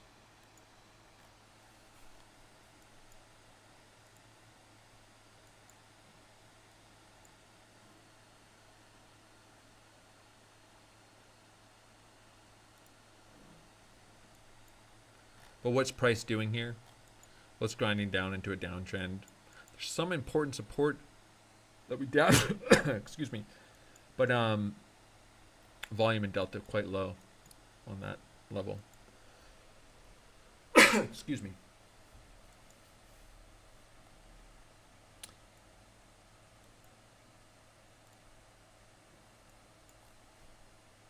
I think where people can get into a lot of trouble if they're trying to catch a low time frame position is, let's just say on this downtrend they wanted to get long, and so maybe they long this wick and they take a full stop, then they long this wick, probably wouldn't take a stop there, maybe they add whatever, they take a stop, then they do this, and they take a stop, and then they do this, and they take a stop, and then they do this, and then they think this is going to reclaim, and then they just start doing this. And you'll see people that end up taking 8 or 9 or 10 stop losses as price is just chopping down. And you definitely do not want to do that. I think longing anything in these little wicks here is very questionable. And you could say, oh, it's tight invalidation, because what if we bounce here? Price is just grinding down towards liquidity.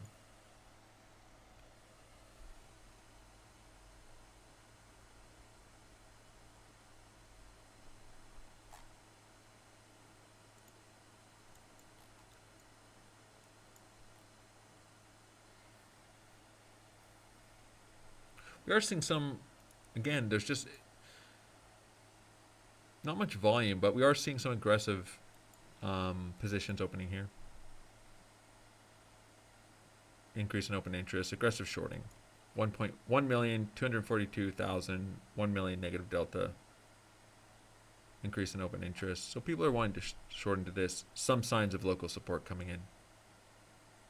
Just be nice to get something a little bit more definitive at some of these levels.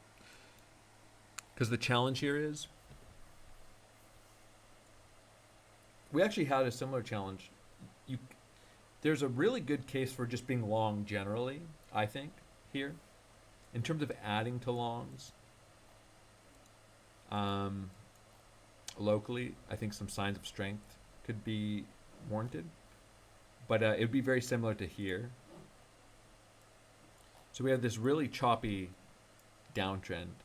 It's on the 5-minute chart as we came and retested these local lows before this move up. And we never took these lows. And we had big bullish divergences forming at those lows. Let's go back to them here.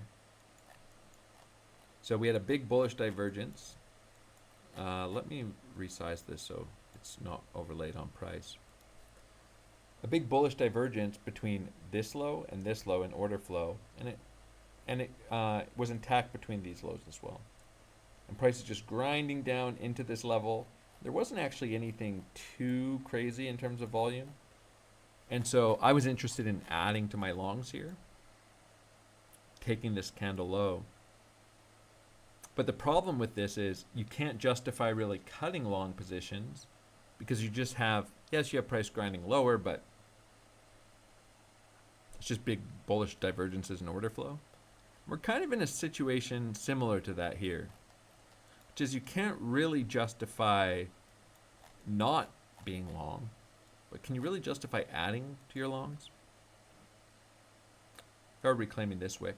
This price just grinds down again with bullish divergences. So if it was a fractal, from an order flow to price perspective, oh, I was on the wrong screen. Shit. I was showing this low here. We're just grinding down, big bullish divergences forming between these lows. Kind of hard to justify adding to longs here. Taking the low into the 786 would be interesting. But my point was also hard to justify having no longs because price is just forming support with bullish order flow. And the same thing kind of happening here. Big bullish divergences. Price is grinding down into support again. We either take these lows, break these lows. We'll see. We do have a horizontal support here from this low. And we could just bounce straight from here. There was a lot more volume in delta in this candle. Might be a little more compelling to add, but I presume I will be adding to my longs between now and the New York Open. I'm just not sure if it's higher or lower.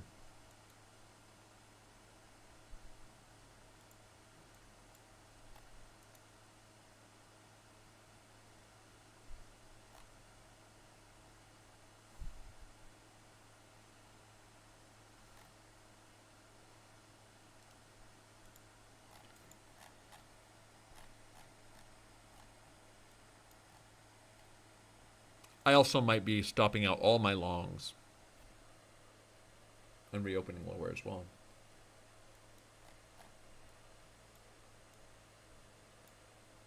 But it's hard not to call this range bullish. Let's see what the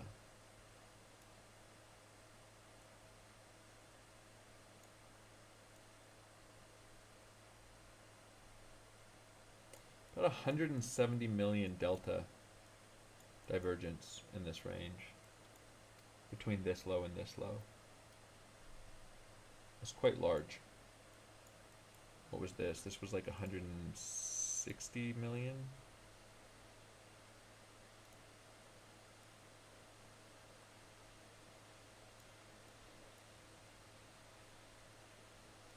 Is this only a 60 million?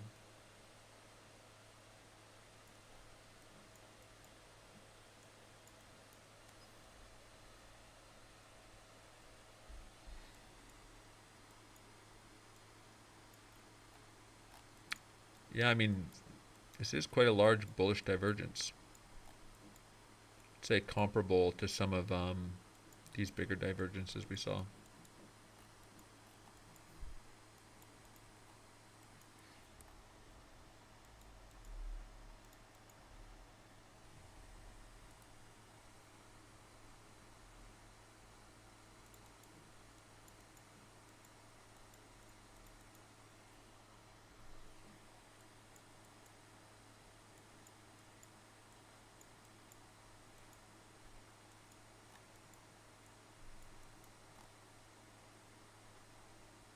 So let me give an alternate explanation for why we could just bounce from an incredibly low volume, low delta wick, and have a big rally from there. I mean, typically you're looking to see some of these lows put in higher volume, high delta wicks. The alternate explanation would just be that, well, this wick wiped out a shit ton of longs, right? So like 500 million volume in the 15-minute wick, like I pointed out, just on Bybit. Everyone knows how many positions this liquidated, and we have this huge decrease in open interest. So positions closing, risk coming out of the market. So a lot of people are out of their longs here. And over the course of this range, people haven't been aggressively longing, they've been aggressively selling, both taking shorts and closing longs if they weren't already liquidated or stopped out, looking for lower. So if that's the case, well, we've already liquidated a ton of longs. No one's really aggressively longing generally in this range. Would you really expect to see huge volume, high delta wicks at the lows here? What long positions are people closing out? The only way you could get the higher volume, higher delta, negative delta wicks is if people aggressively short, putting on risk at the lows. But that's sort of, you can't force people to take shorts. You can force them out of longs, but you can't force them to take shorts.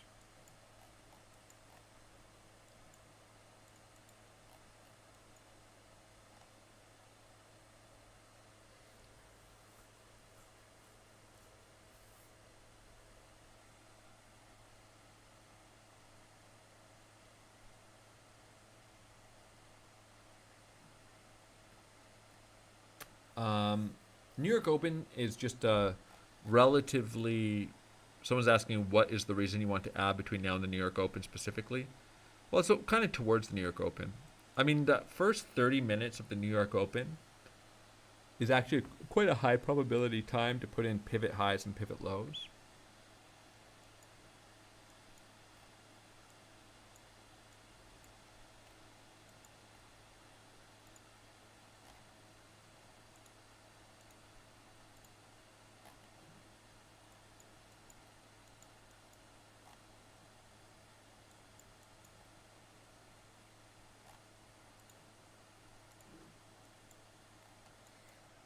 I'm going to clean off some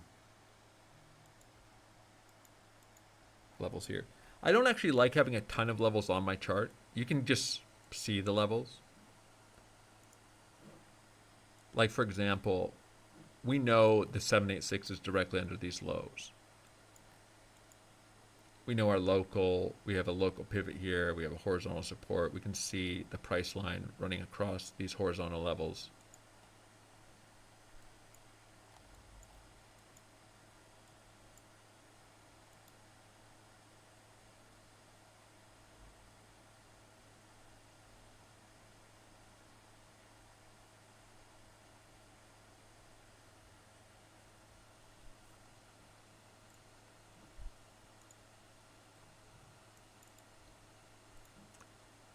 This trend line would have been a nice head short in, not necessarily in hindsight, but had I been awake.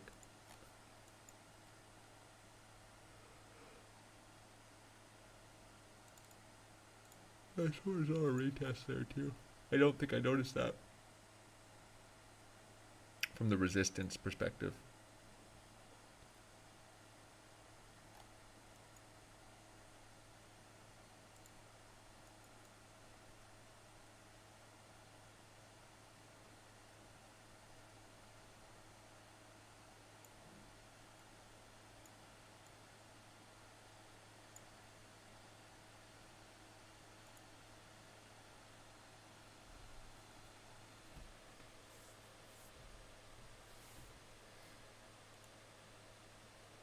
So best case scenario, if we see lower for long setups, is high volume, high delta wick and reclaim of this. You flip it into resistance. Not a lot of structure here. To even imagine ideas of bouncing, you could potentially look at this or look for these lows to be taken.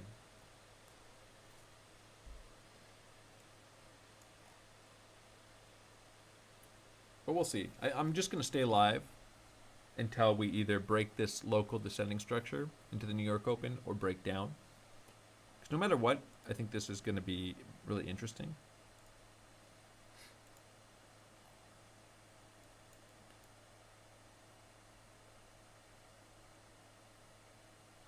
Somebody asked, when will it be back at 70 plus? Hold on. I just got to check my crystal ball. I forgot to charge it. I'll go run to the stores and get some batteries tomorrow.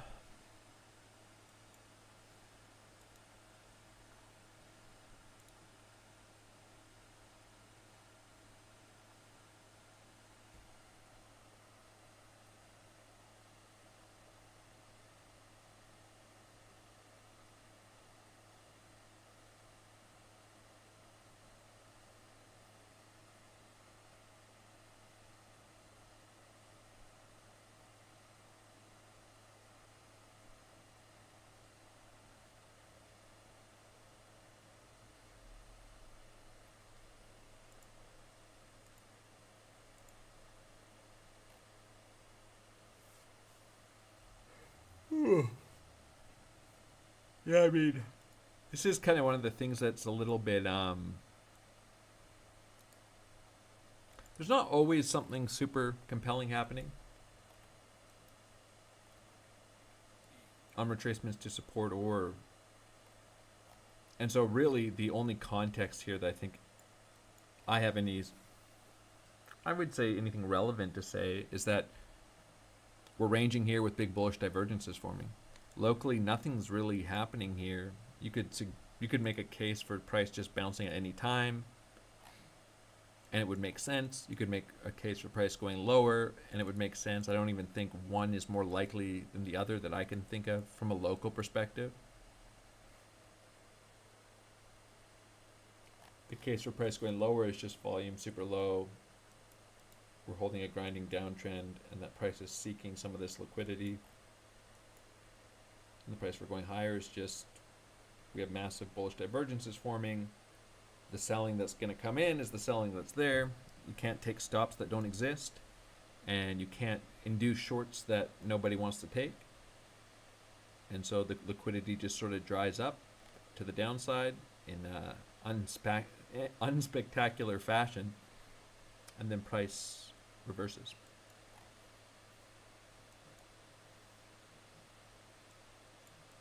The much cleaner and exciting times is where you see the fast, high volume, high delta wicks under a level, and nice clean reactions. And those are a little bit more cleaner and clearer. This can be considered a bounce from support right now. Nothing major happening at the local lows, but you don't necessarily need that because we have really big bullish divergences at the major lows, against the major lows. So critical horizontal support, grinding downtrend. New York Open is in half an hour.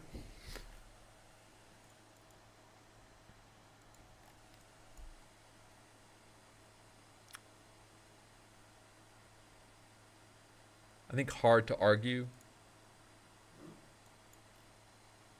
that there is anything from an order flow perspective locally.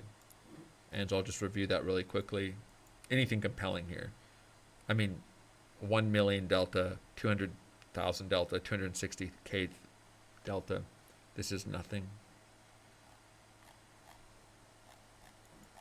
But the higher time frame is just a massive bullish divergence.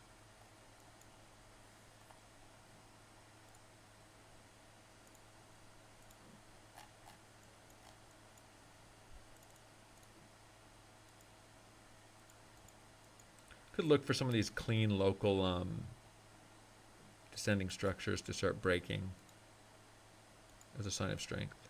We have some pretty clean ones.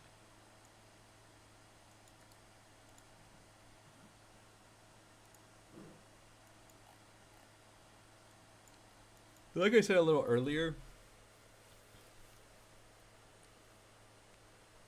the hard case about price action like this is, I mean, it's very grindy for one, but you can't really justify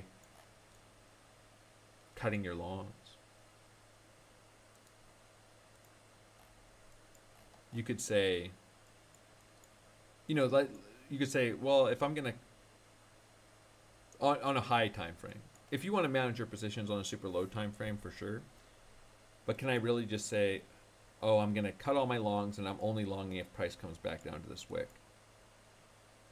How can you really justify that as price is just ranging with big bullish divergences in order flow? On a super low time frame, we have this descending trend line. I'm not meaning to yawn, guys. I'm sorry. I don't know why I'm so tired. We could see what happens up here. Maybe we just rip through that liquidity, fake it out.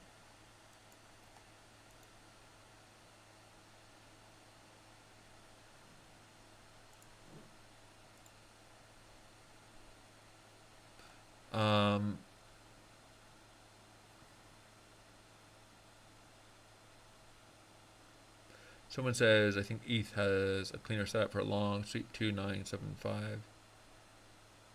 Yeah, I agree. I think the ETH long setup is quite clean here. You have 1, 2, 3. You have all these nice local lows right above the 618. And we actually did bounce from a major 618 as well. Down here. From high to low, 618. And this would be a minor 618 after the initial rally. I have an alert set there. I mean, in theory, we could come back and like, let's just say we get something like this on Bitcoin. Doesn't really matter where we bounce here, but say we bounce from here and we do this and we come back and we do this. Well, if we have a stronger Bitcoin, if Bitcoin dominance holds here, you could imagine a scenario where Bitcoin rallies much more than ETH because Bitcoin's stronger and breaking out. And then when it has a relatively deep retracement, something like this, come and retest these highs. And again, it's not hard to imagine, like I'm pulling invisible fibs here, but it's not hard to imagine what some of this could end up looking like if we are 618 high to low is right aligned with these highs. That's a pretty clear horizontal liquidity idea. If we reject from there, then this low to high aligns with this horizontal structure, which would be like a retest of this and a retest of these highs. So it's not hard to imagine what this could look like. But anyways, we have a stronger rally on Bitcoin, a pretty deep retracement. It's not hard to imagine that even something like that might look something like this on a weak ETH.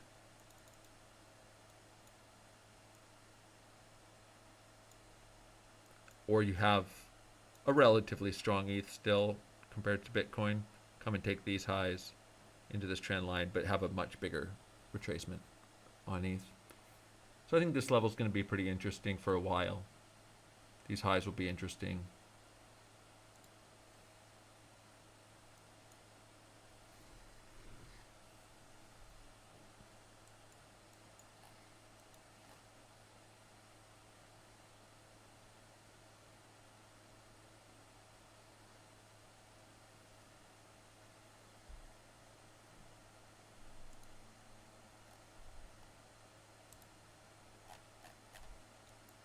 Well, you have a couple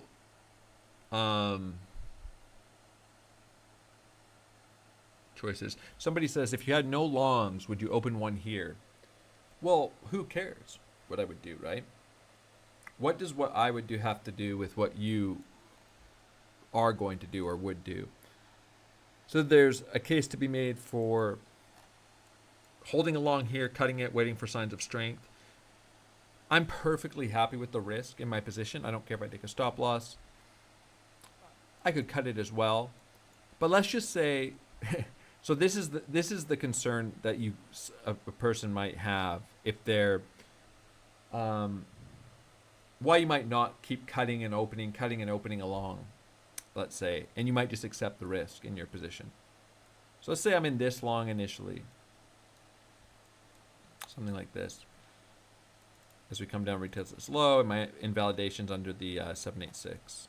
That's right under these lows. Well, you could find yourself in a position where it's like, oh, should I just cut this long? Oh, we've reclaimed this wick. Okay, I cut it at a slight loss. I'm going to reopen it.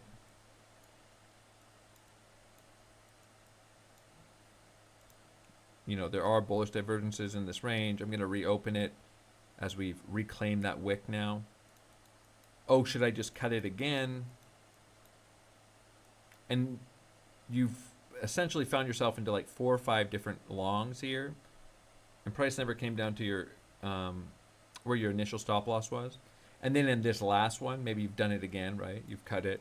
You've said, okay, well, I'm just going to cut this long again because we probably are going to take this low. So I'm going to cut it again, and I'm getting a long once we sweep this low. And then price never sweeps the low and goes straight up. And so then you're finding yourself into chasing a long that you maybe never should have been out of. And then you cut it as price comes down here, and then you never find the long again. And so I'll say this, that taking partial stops and how you manage your positions, there's pros and cons to everything. But if you're looking for like a swing long here, I would just say that, using local candles inside of here to invalidate your swing longs when price is just ranging sideways could get pretty messy. When you alternatively, although it's never nice to It's not nice to sit in a position and have it go into some profits, back into unrealized losses, back to break even. It ultimately can be a lot better just to have a couple swing long position ideas and sit on them. And so the point is that when you ask me if I would take a long here if I wasn't already in a long, well, how I would trade this could be very different depending on a few things. One, am I a trader? Two, am I going to be sitting here until the New York Open or the next 4 hours, attentive to structure on price, order flow, and how local price action is developing? How do I want to invalidate my trades?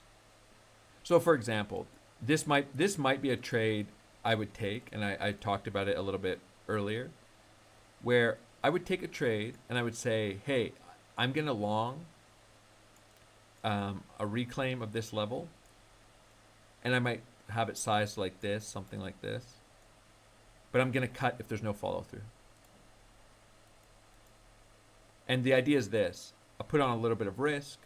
If there's no follow through, I'm just going to cut off that position and take a partial loss because either this level holds or it doesn't, something like that.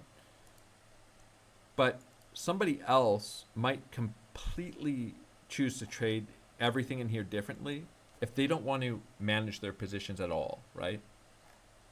Like if you just want to take a position and have the best chance of sitting on that position, and you look at the charts 1 hour a day or 1 hour every couple of days,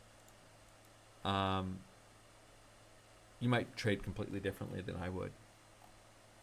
I would say this: I think generally, to me, it makes sense to have longs in here. Is this the best place to enter a long? I would say it's 50-50 for me. In terms of entering into this horizontal structure, entering on some signs of strength higher, entering lower. We have New York Open in 19 minutes.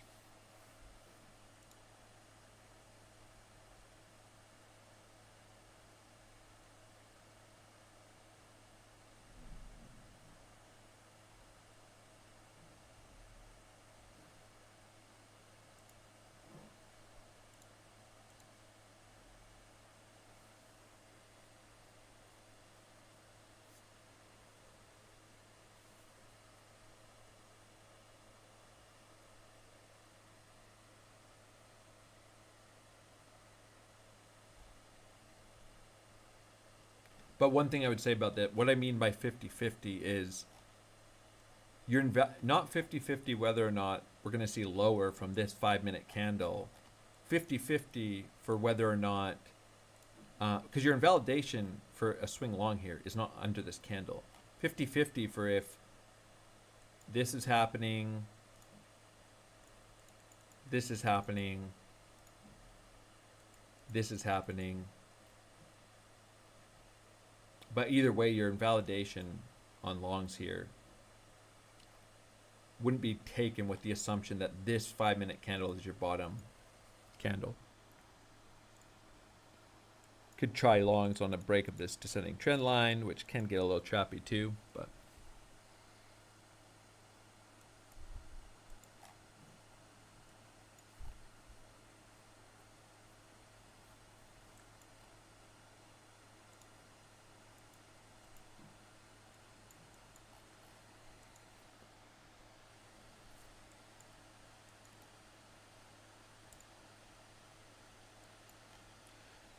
New York Open in 15 minutes.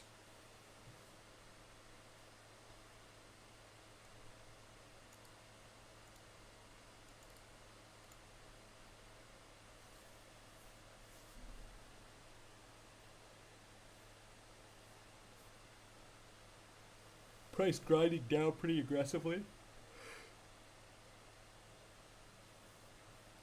into pretty big bullish divergences forming across this range.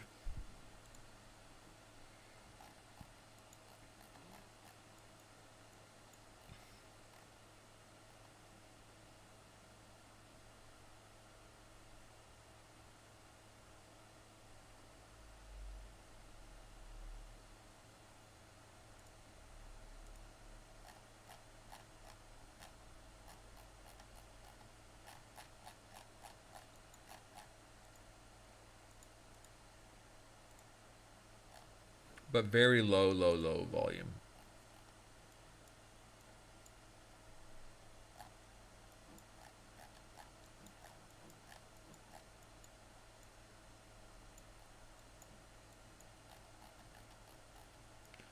You know, let's compare that. Let's compare the current volume to here on the chart. This is where we made the, after the initial wick, we had this reaction, and then we had this big move to the downside locally. I'll zoom out just so you can see the price action here. So it's kind of around the level we're testing now. We had this pretty aggressive move to the downside, not this rounded grinding structure. But if we look at these 5-minute candles on the move down, you know, 8 million volume, negative 6 million delta, 13 million volume, 5.7 million, 17 million volume, 3.5 million. At the very bottom, 40 million volume, 18 million negative delta. So these are big, high volume, high delta wicks. A little more likely that this is that liquidity prices seeking out, taking some local lows, but still holding up a higher low structure with the bullish divergence. The difference here is, I mean, one, it's a very shallow downtrend compared to that. It's just a grindy, shallow downtrend. There's just no volume. And the reason that's kind of surprising is because we had quite an aggressive uptrend. 15 minutes to the New York Open. Probably the big idea here to watch is this. Come and take all these lows. Ugh. The big bullish idea. And then if that breaks down, the other idea is just coming down and taking these wicks.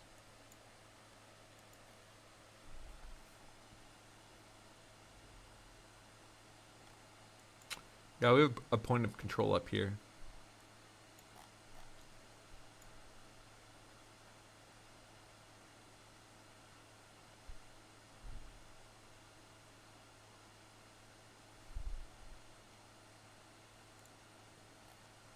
Now, what could change some of this from an order flow context, like give a little more information? Well, one, if we have some super aggressive longs open here, some big longs, and get absorbed, so maybe price comes up and we get a big bearish divergence up here, or vice versa, we see some very aggressive shorting coming in here.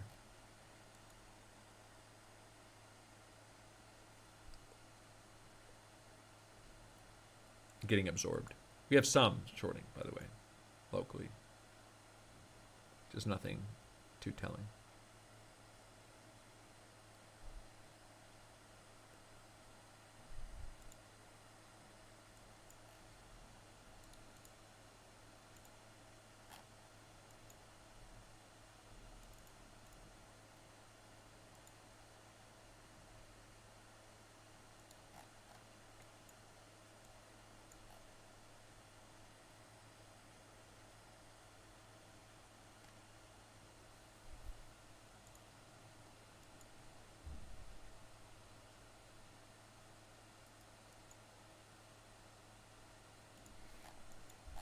Could go to an example.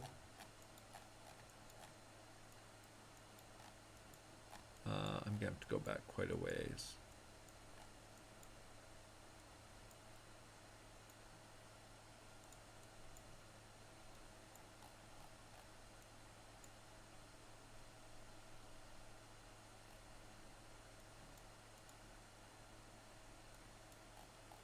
So we had an example here where we ended up in quite a grindy downtrend. But the difference here was that we saw much more volume. And this makes sense. It was up from 73K. But we started forming a really grindy downtrend. These typically will end in impulses to the downside. So ending in a bigger impulse before a reaction. And obviously we continued lower. But the difference here is we saw a lot of volume and delta in these candles. And so it was a little bit more telling how people were getting chopped up. So for example, into this move, 5.8, 7.5, 5.6, 6.6, you know, 40 million, 27 million, 36 million. and then we have a little bit of a relief rally, and then up at the top here, 8.2 million positive delta on this wick, so a big high volume wick into the descending trending structure for continuation, and you see a little bit more of this high volume choppy price action again for the highs here. Another 8.6 million positive delta at the highs. So just way more people participating, aggressive longing, aggressive shorting, aggressive buying, aggressive selling. And the trend is a little bit more obvious, so to speak, in terms of the size of the participants creating the trend with limit buying, limit selling. When you have some of these higher volume, like 17 million positive delta wicks of people getting wrecked both sides, right? But here there's no aggressive buying, there's no aggressive selling, there's no volume at all.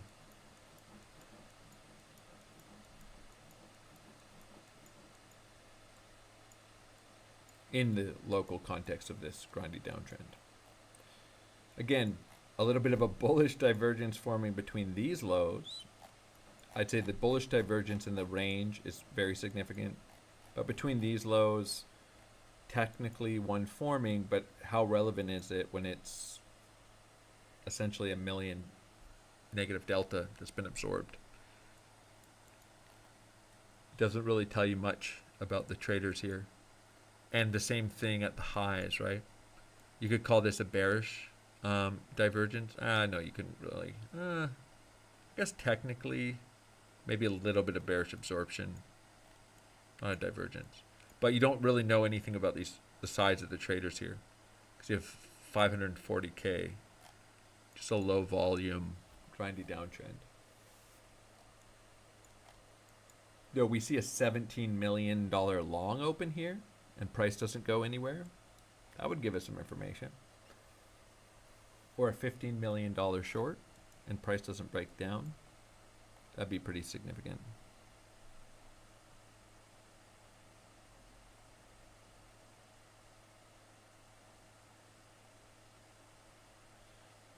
Somebody's spamming in the chat. I don't know how to remove them, but saying video about bugged exchangers on my profile. Auto exchanges Bitcoin to ETH almost 10x rate. Obviously, that's a scam, everyone. No one go to his profile and click on that. I shouldn't have to say that, but I will.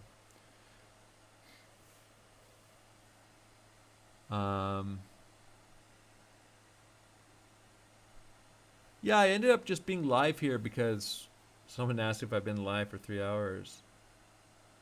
I've just been sitting chatting, and price has just been grinding through some support. Nothing particularly exciting except for just a grindy downtrend on really low volume, which is a little surprising that there hasn't been any high volume wicks. Basically at all. New York opens in 8 minutes.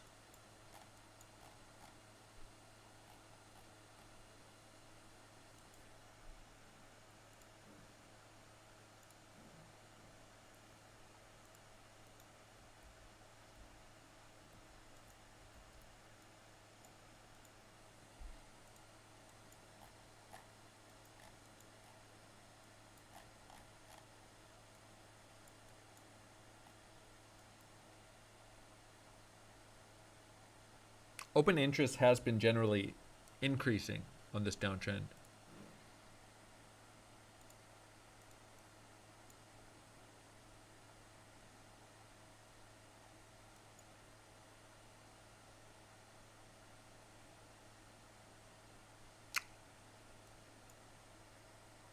At this point, arguably, if we don't hold this up, price probably going to take these lows.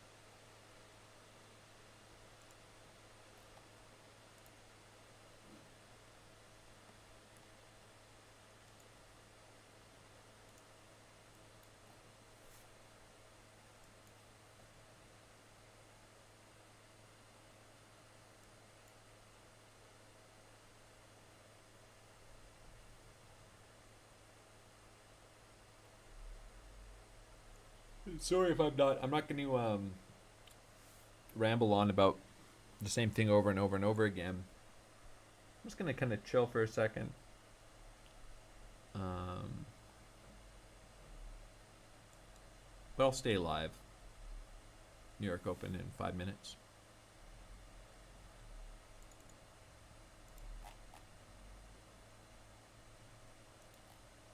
So what wouldn't I be surprised to see? Well, I guess from an order flow perspective, I'd be surprised to see a major breakdown. I don't think that's the most likely scenario. I wouldn't be surprised to see us run these lows, and I wouldn't even be surprised to see us run this wick. But we do have bullish divergences across the range. The reason that I still have a long running, maybe adding to it, but that's become less and less compelling, is I also wouldn't just be surprised to see us just squeeze out of this in the New York Open. In some sense, in the context of this range, in my view, the long trigger has already been established from an order flow perspective.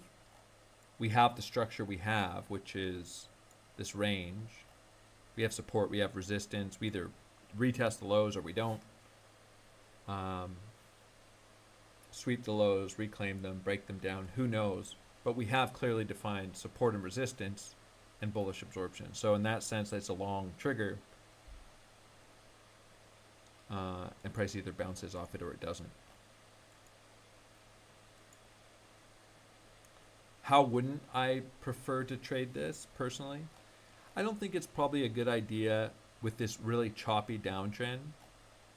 You could either wait for a breakout. You could even wait for a breakout and a big retracement if there is one. There might not be, who knows.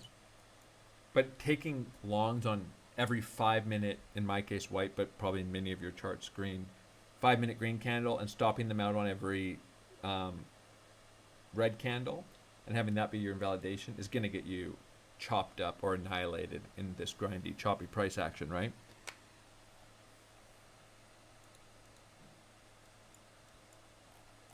So for swing positions, I think the invalidation needs to be in the context of the range.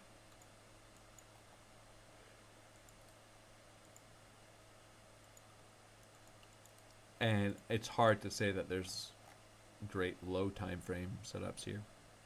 Retesting our horizontal lows here, a retracement.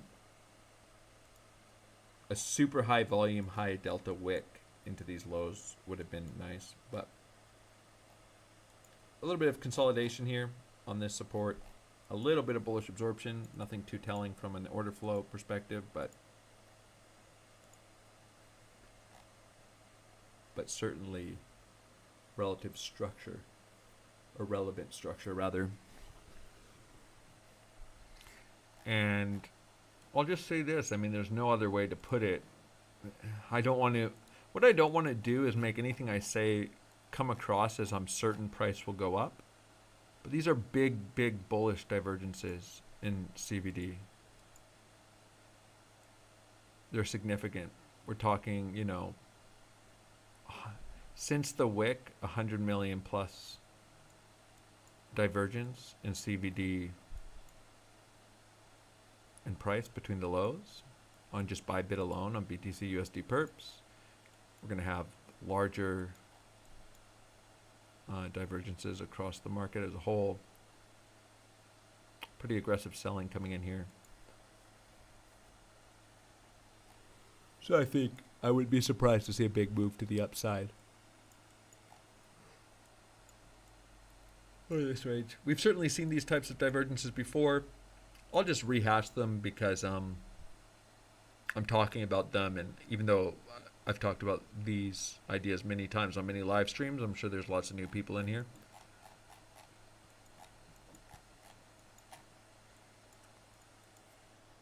Just looking at the size of the divergences, right?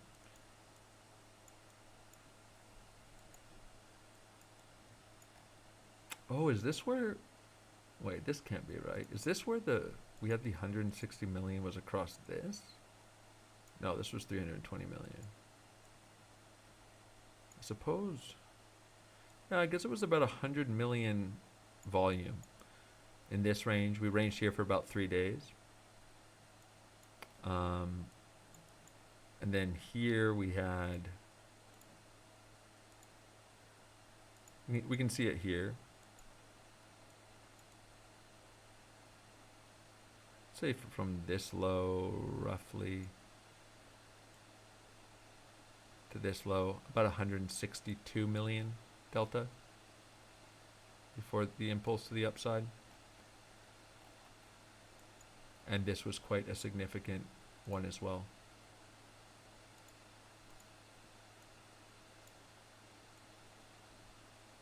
It actually got bigger into the uptrend, but about 132 million.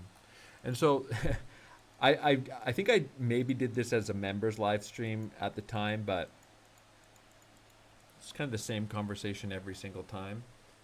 Is I was pointing out the large bullish divergences in this range into this impulse and why I was long, and you know, price had some pretty big retracements relative to the range.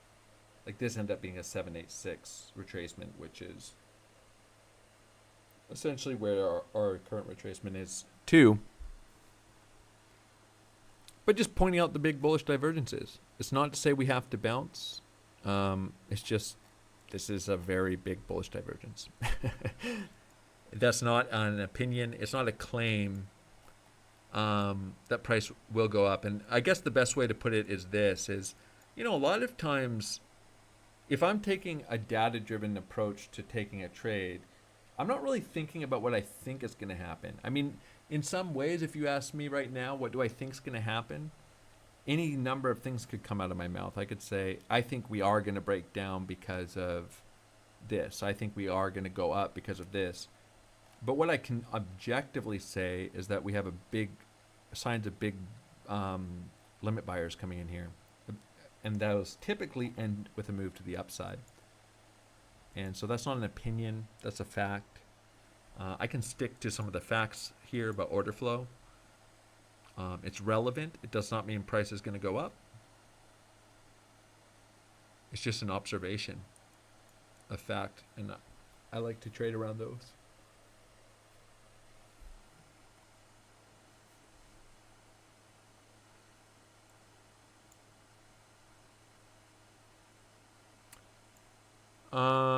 Yeah, there's been times where we've had big bullish divergences and price has gone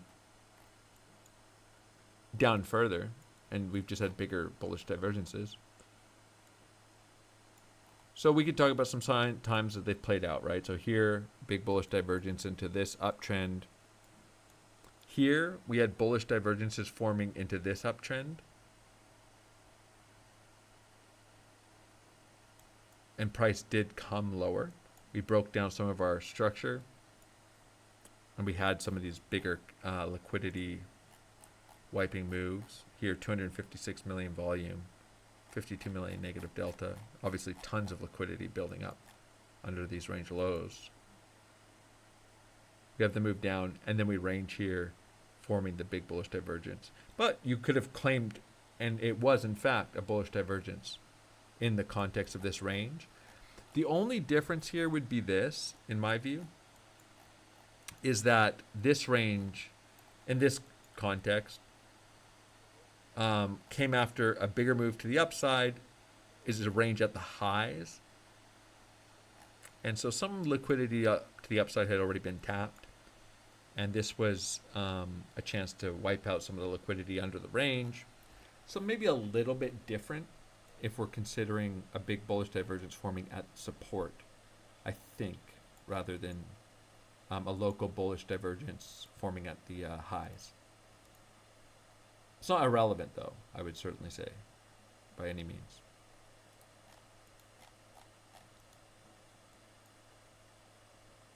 But the point is never to find, you're not looking for a certainty in trading, right?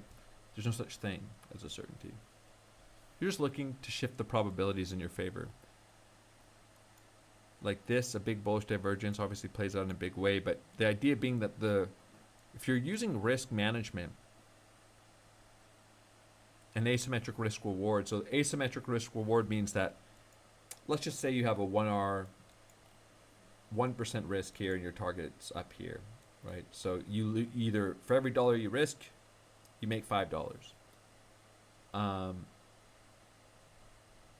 The whole idea is that you're just looking to shift the probabilities in your favor. And so for me, you know, in some ways it's never fun to get stopped out, but you have no control over that.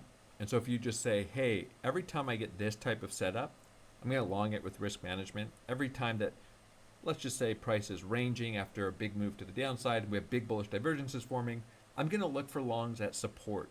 Some of those are going to work, some of those aren't. Sometimes I'm going to trade them perfectly, sometimes I'm going to make some mistakes. I'm going to try to limit those. But I don't need them to win every single time, because when they work, I could make $5, $6, $7, $8, $9, $10 for every dollar I risk. And when they don't, I lose the dollar. So that's the basic premise. At some point, you have to just put on the risk. And if you're not willing to put on risk, one of two things are happening. Either you're not trading, which is totally fine, or you don't understand that there's no way to know with certainty what is going to happen at any given moment in the market.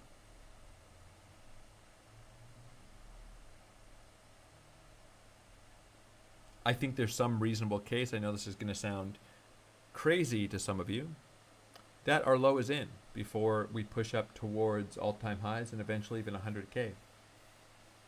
That's why I'm interested in longs here. I'm not interested necessarily in longs here because of this 5-minute candle and that 5-minute candle. I'm interested in looking at some of this lower time frame structure and trading up towards 100K. So New York's open. We're rallying into it. I added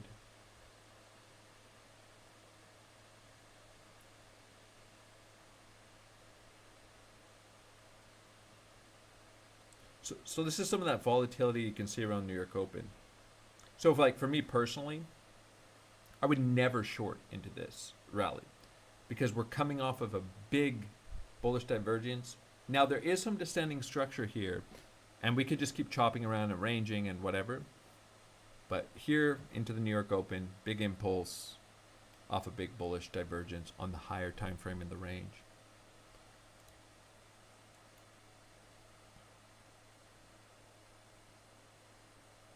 So what are the key liquidity ideas here? Well, one, it's not so hard to imagine some of this downtrend liquidity breaking and maybe start to see some shorts getting stopped out.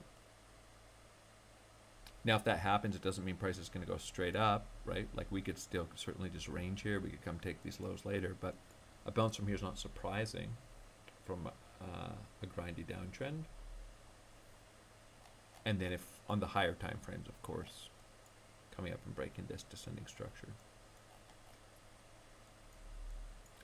I would just say that these moves can get a little trappy as well. Nothing major in terms of volume, though, coming in. Look at this. This is the 15-minute chart, by the way, or 15-minute candles. Go to the 5, just to keep things consistent.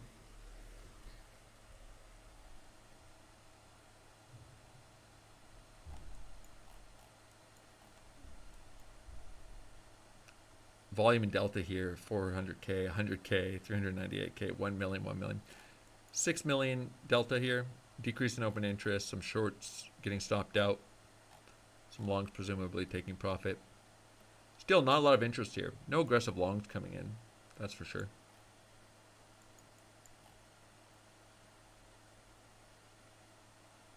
So people aren't particularly interested in trading this, which is actually kind of bullish in a way, locally. Like, you kind of just want to see price moving away from this downtrend relatively quickly, but without a lot of interest. People not aggressively longing it, people sidelined. Makes it more likely this low holds actually as a support and the breakout continues. Price can move up here on low volume quite easily.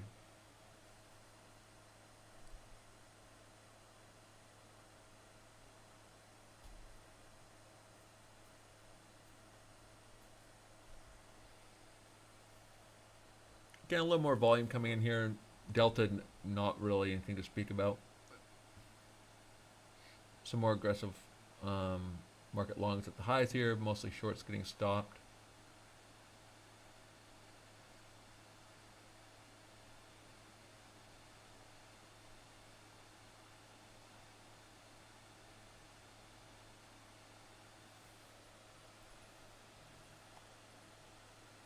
So this would be an example for those of you who aren't familiar with something like the New York Open.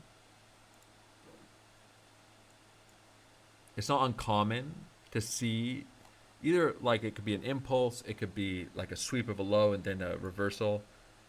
Just pivots and impulses coming in around the New York Open. Doesn't mean they always have to carry and follow through, but it's a time to look for some volatility.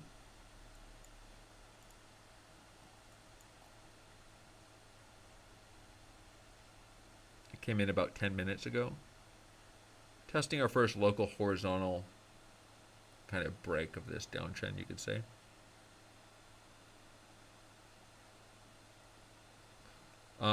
Somebody says, okay, somebody's saying the live stream keeps pausing. Someone else says it's not. Someone else says it is. It's probably just to do with the internet. I guess if it's pausing for some and not for others, it might be your internet rather than mine, but who knows?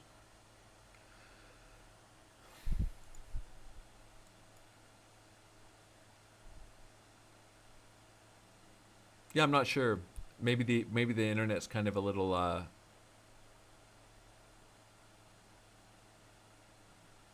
questionable here.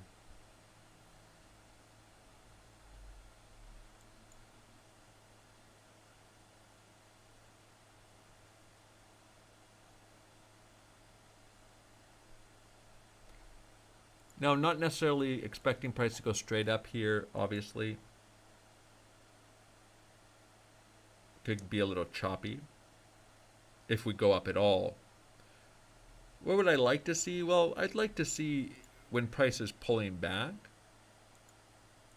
probably some relevant structure holding.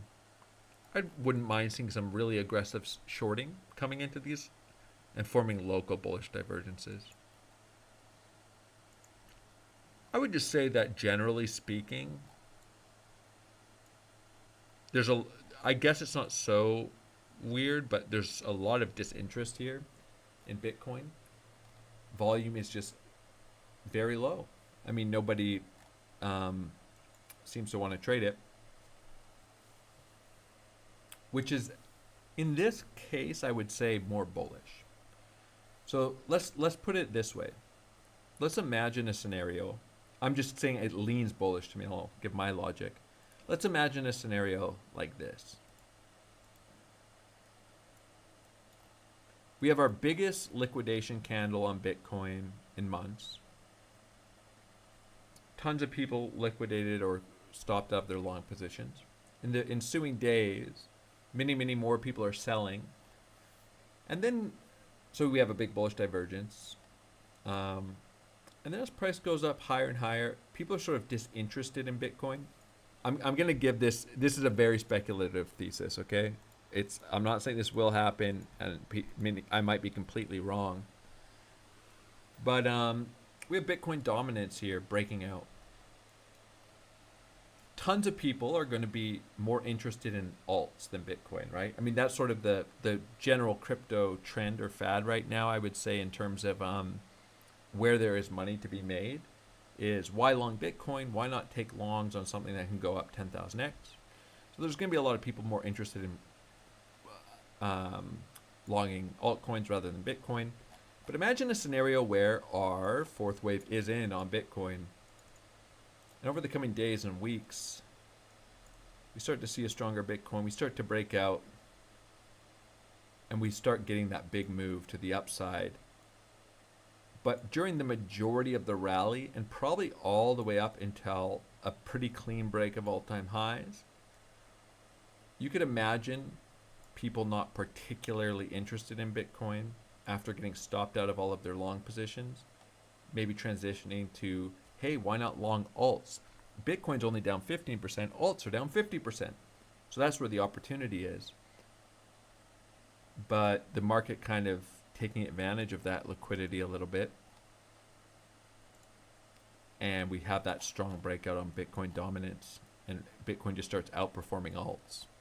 That would be my most conspiratorial theory here for how we see that big rally on Bitcoin. Because let's just think about this logically for a second. For those of you who know that one of the reasons I'm long here is because of the possibility that the fourth wave on Bitcoin's done, and we're heading towards not just all-time highs, but potentially into the 100K region. That can't just happen by magic, right? Like, there needs to be some series of events, some catalyst that drives Bitcoin up into these highs. And that needs to be the decisions people are making, right? People need to be longing Bitcoin up at the highs, and they need to be getting bearish at the lows. So that's kind of happening now. So the big conspiratorial theory here would be that people are pretty fixated on alts. There's all these random alts. We're kind of in a meme coin season. But this Bitcoin dominance breakout holds. All that liquidity is tied up in a bunch of alts that just trade sideways or even down against Bitcoin, or at the very least weaker. But people are holding those bags, waiting for the alts to catch up. And then we just see Bitcoin breaking up, and people just start flooding. As let's just say alts are actually bleeding against Bitcoin. Alts are bleeding, Bitcoin's rallying into all-time highs. It's going higher and higher, and then you have, for that last leg of the move, all that liquidity from all those alts pour into Bitcoin. We put in a big high, and then we have a big rejection. It's pretty speculative, but how else would a Bitcoin dominance breakout happen if we hold one? And how does Bitcoin go to 100K? Where's all the liquidity come from? Well, obviously a ton of liquidity is tied up, not just in altcoins, but just random projects, right? I mean, people are just longing lots of random meme coins and whatever. So seeing some of that liquidity get forced and rotated back into Bitcoin, especially on leverage, might be nice for the last leg of a move like this. Up until then, you could kind of imagine it coming through, maybe us coming up and grinding higher on relatively low volume and low interest of people to even trade Bitcoin. But we'll see. Pretty speculative. I've just tried to think a little bit about, if this is our wave 4 completed, what would the order flow look like for different legs of this move? And arguably, it could make sense to see a lot of sidelining of people and low volume pushes up until we break through all-time highs.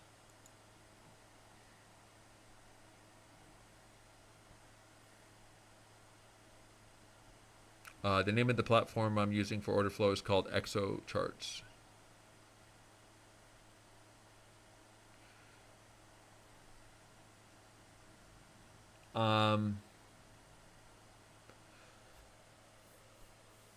Yeah, high time frame order flow is quite bullish. I mean, it's exhibited heavy selling up here of Bitcoin relative to the heavy buying, which is arguably bullish. I'll show that briefly. Just going to move to a higher time frame chart.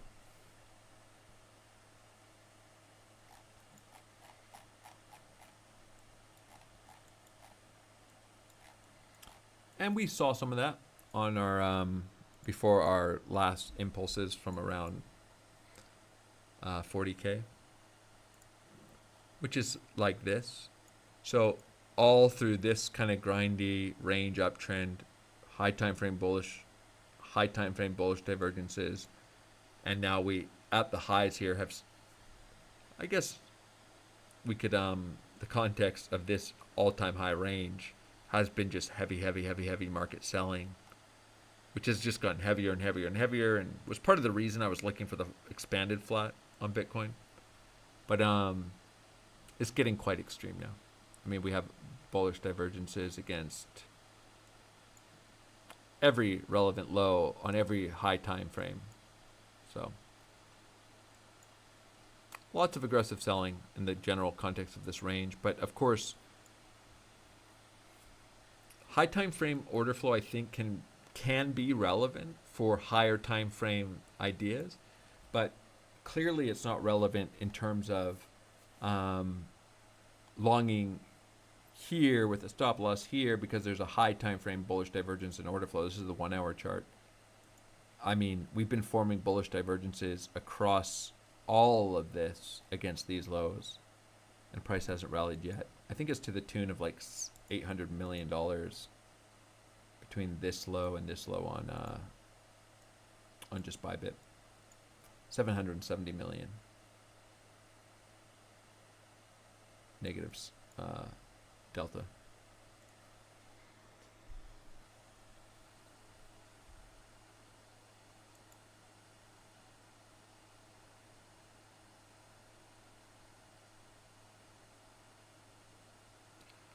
Someone says, "Hey, Lucky Trader Reyes." That says, "Hey, Lucky. I see you, by the way, barely use open interest when looking at CVD, but just CVD higher, lower does not say if it's an open or closing positions." Yeah, I use open interest every time I look at CVD. I spent probably 30 minutes talking about it today.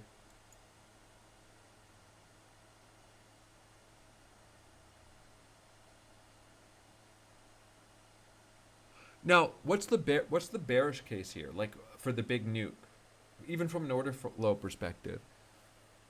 Well, there's been really aggressive selling. So people, at some point, there needs to be some aggressive buying for price to go higher, right?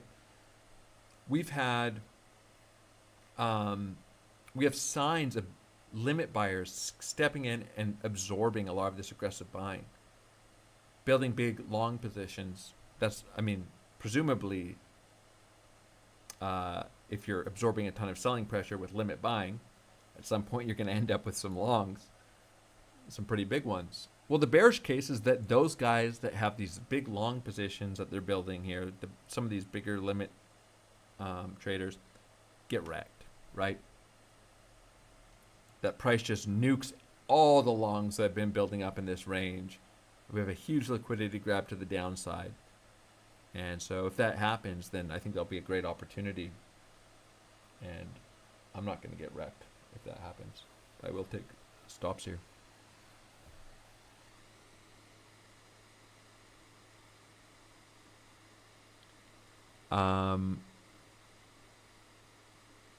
Someone says, does the exo charts really help you with the PA, or do you just want more confirmation around your PA?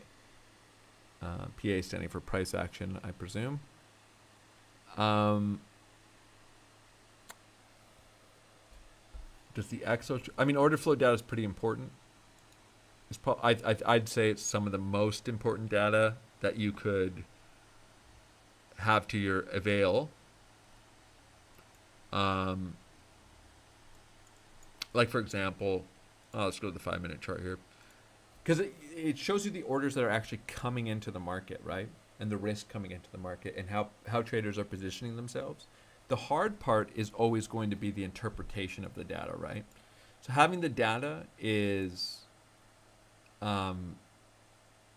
good, but it's no good if you can't interpret it reliably.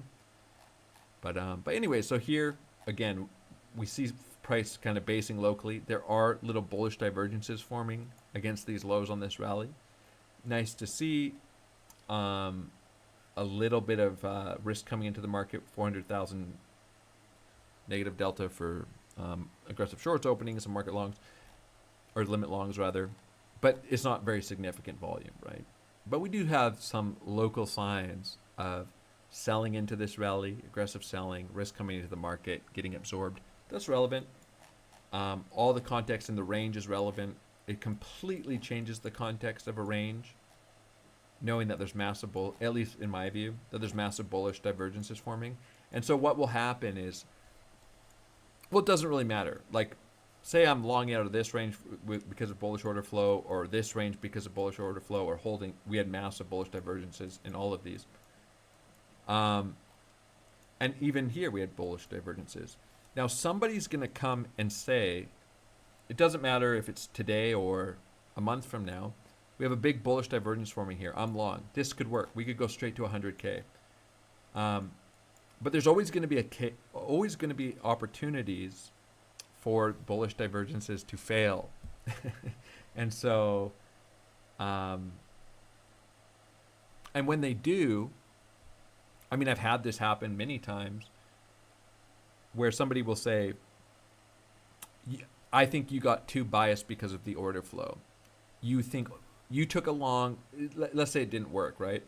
You took a long because, there was a bullish divergence in order flow in this range, and you were too reliant on it when it was so clear that price was going to go lower. And they want to, I guess, evaluate the effectiveness of order flow in this context based on just every individual trade. Whereas I could say that it gives such an edge over a series of 10, 15, 20, 30 trades, or over the course of many ranges, that I'm always going to use it. And it's not even a bias. It's just a fact that we're ranging here with big bullish divergences forming. And so, I've had a couple times where I've taken longs with order flow as a predominant reason. And if it doesn't work, or shorts, let's say, it could be longs or shorts, where somebody would comment that my bias got too strong because of order flow, and that's why I took a stop loss. But I don't look at it that way at all, right? It's not a bias, it's a fact. If I just say, hey, every single time I get a range here with big massive bullish divergences forming over those preceding days, I'm going to long support and either take a stop, like in these situations, then I don't need a bias. That's just kind of a trading rule or a reason to take a position. If this was just massive bearish divergences forming here, maybe I would be a little less prone to take the long. But I might wrap up the live stream now. We've came into the New York Open. I think that I don't think it's necessarily easy to have longs from down here. Like, I can see why people would be leaning towards price just going lower, and it very well may. I in some ways wouldn't be surprised if it did, but I'd rather just take the stop losses than not have any long exposure at retracement to support. And in fact, I guess I would say this, that if price starts rallying up through some of this structure, I'm probably going to be just adding to longs towards all-time highs. Probably going to be looking for some hedge shorts as well. Not expecting the move to happen in a straight line, but yeah, I'm looking to build swing positions, I guess, that might get stopped out. All right. I'm going to end the live stream here. Hopefully this wasn't too boring. Pretty choppy downtrend. And I would just say this, that yeah, this is kind of like I said, one of those cases where you can't, locally, there's nothing particularly interesting happening other than just price grinding down on low volume and a choppy downtrend. And it's sort of a 50-50. You have a little bit of structure here and here, whether we're going to see lower or we're going to hold a lower low, or higher low rather, because there's nothing in order flow happening here that gives you any clues. All we have is that we have a big bullish divergence forming inside this range, but that's going to be the case no matter what price does here. This wouldn't invalidate it. This wouldn't invalidate it. And even just wicking through this low wouldn't invalidate that fact. So all of this is possible in terms of the higher time frame. And unfortunately, there wasn't necessarily anything incredibly telling about any of this other than the higher time frame context.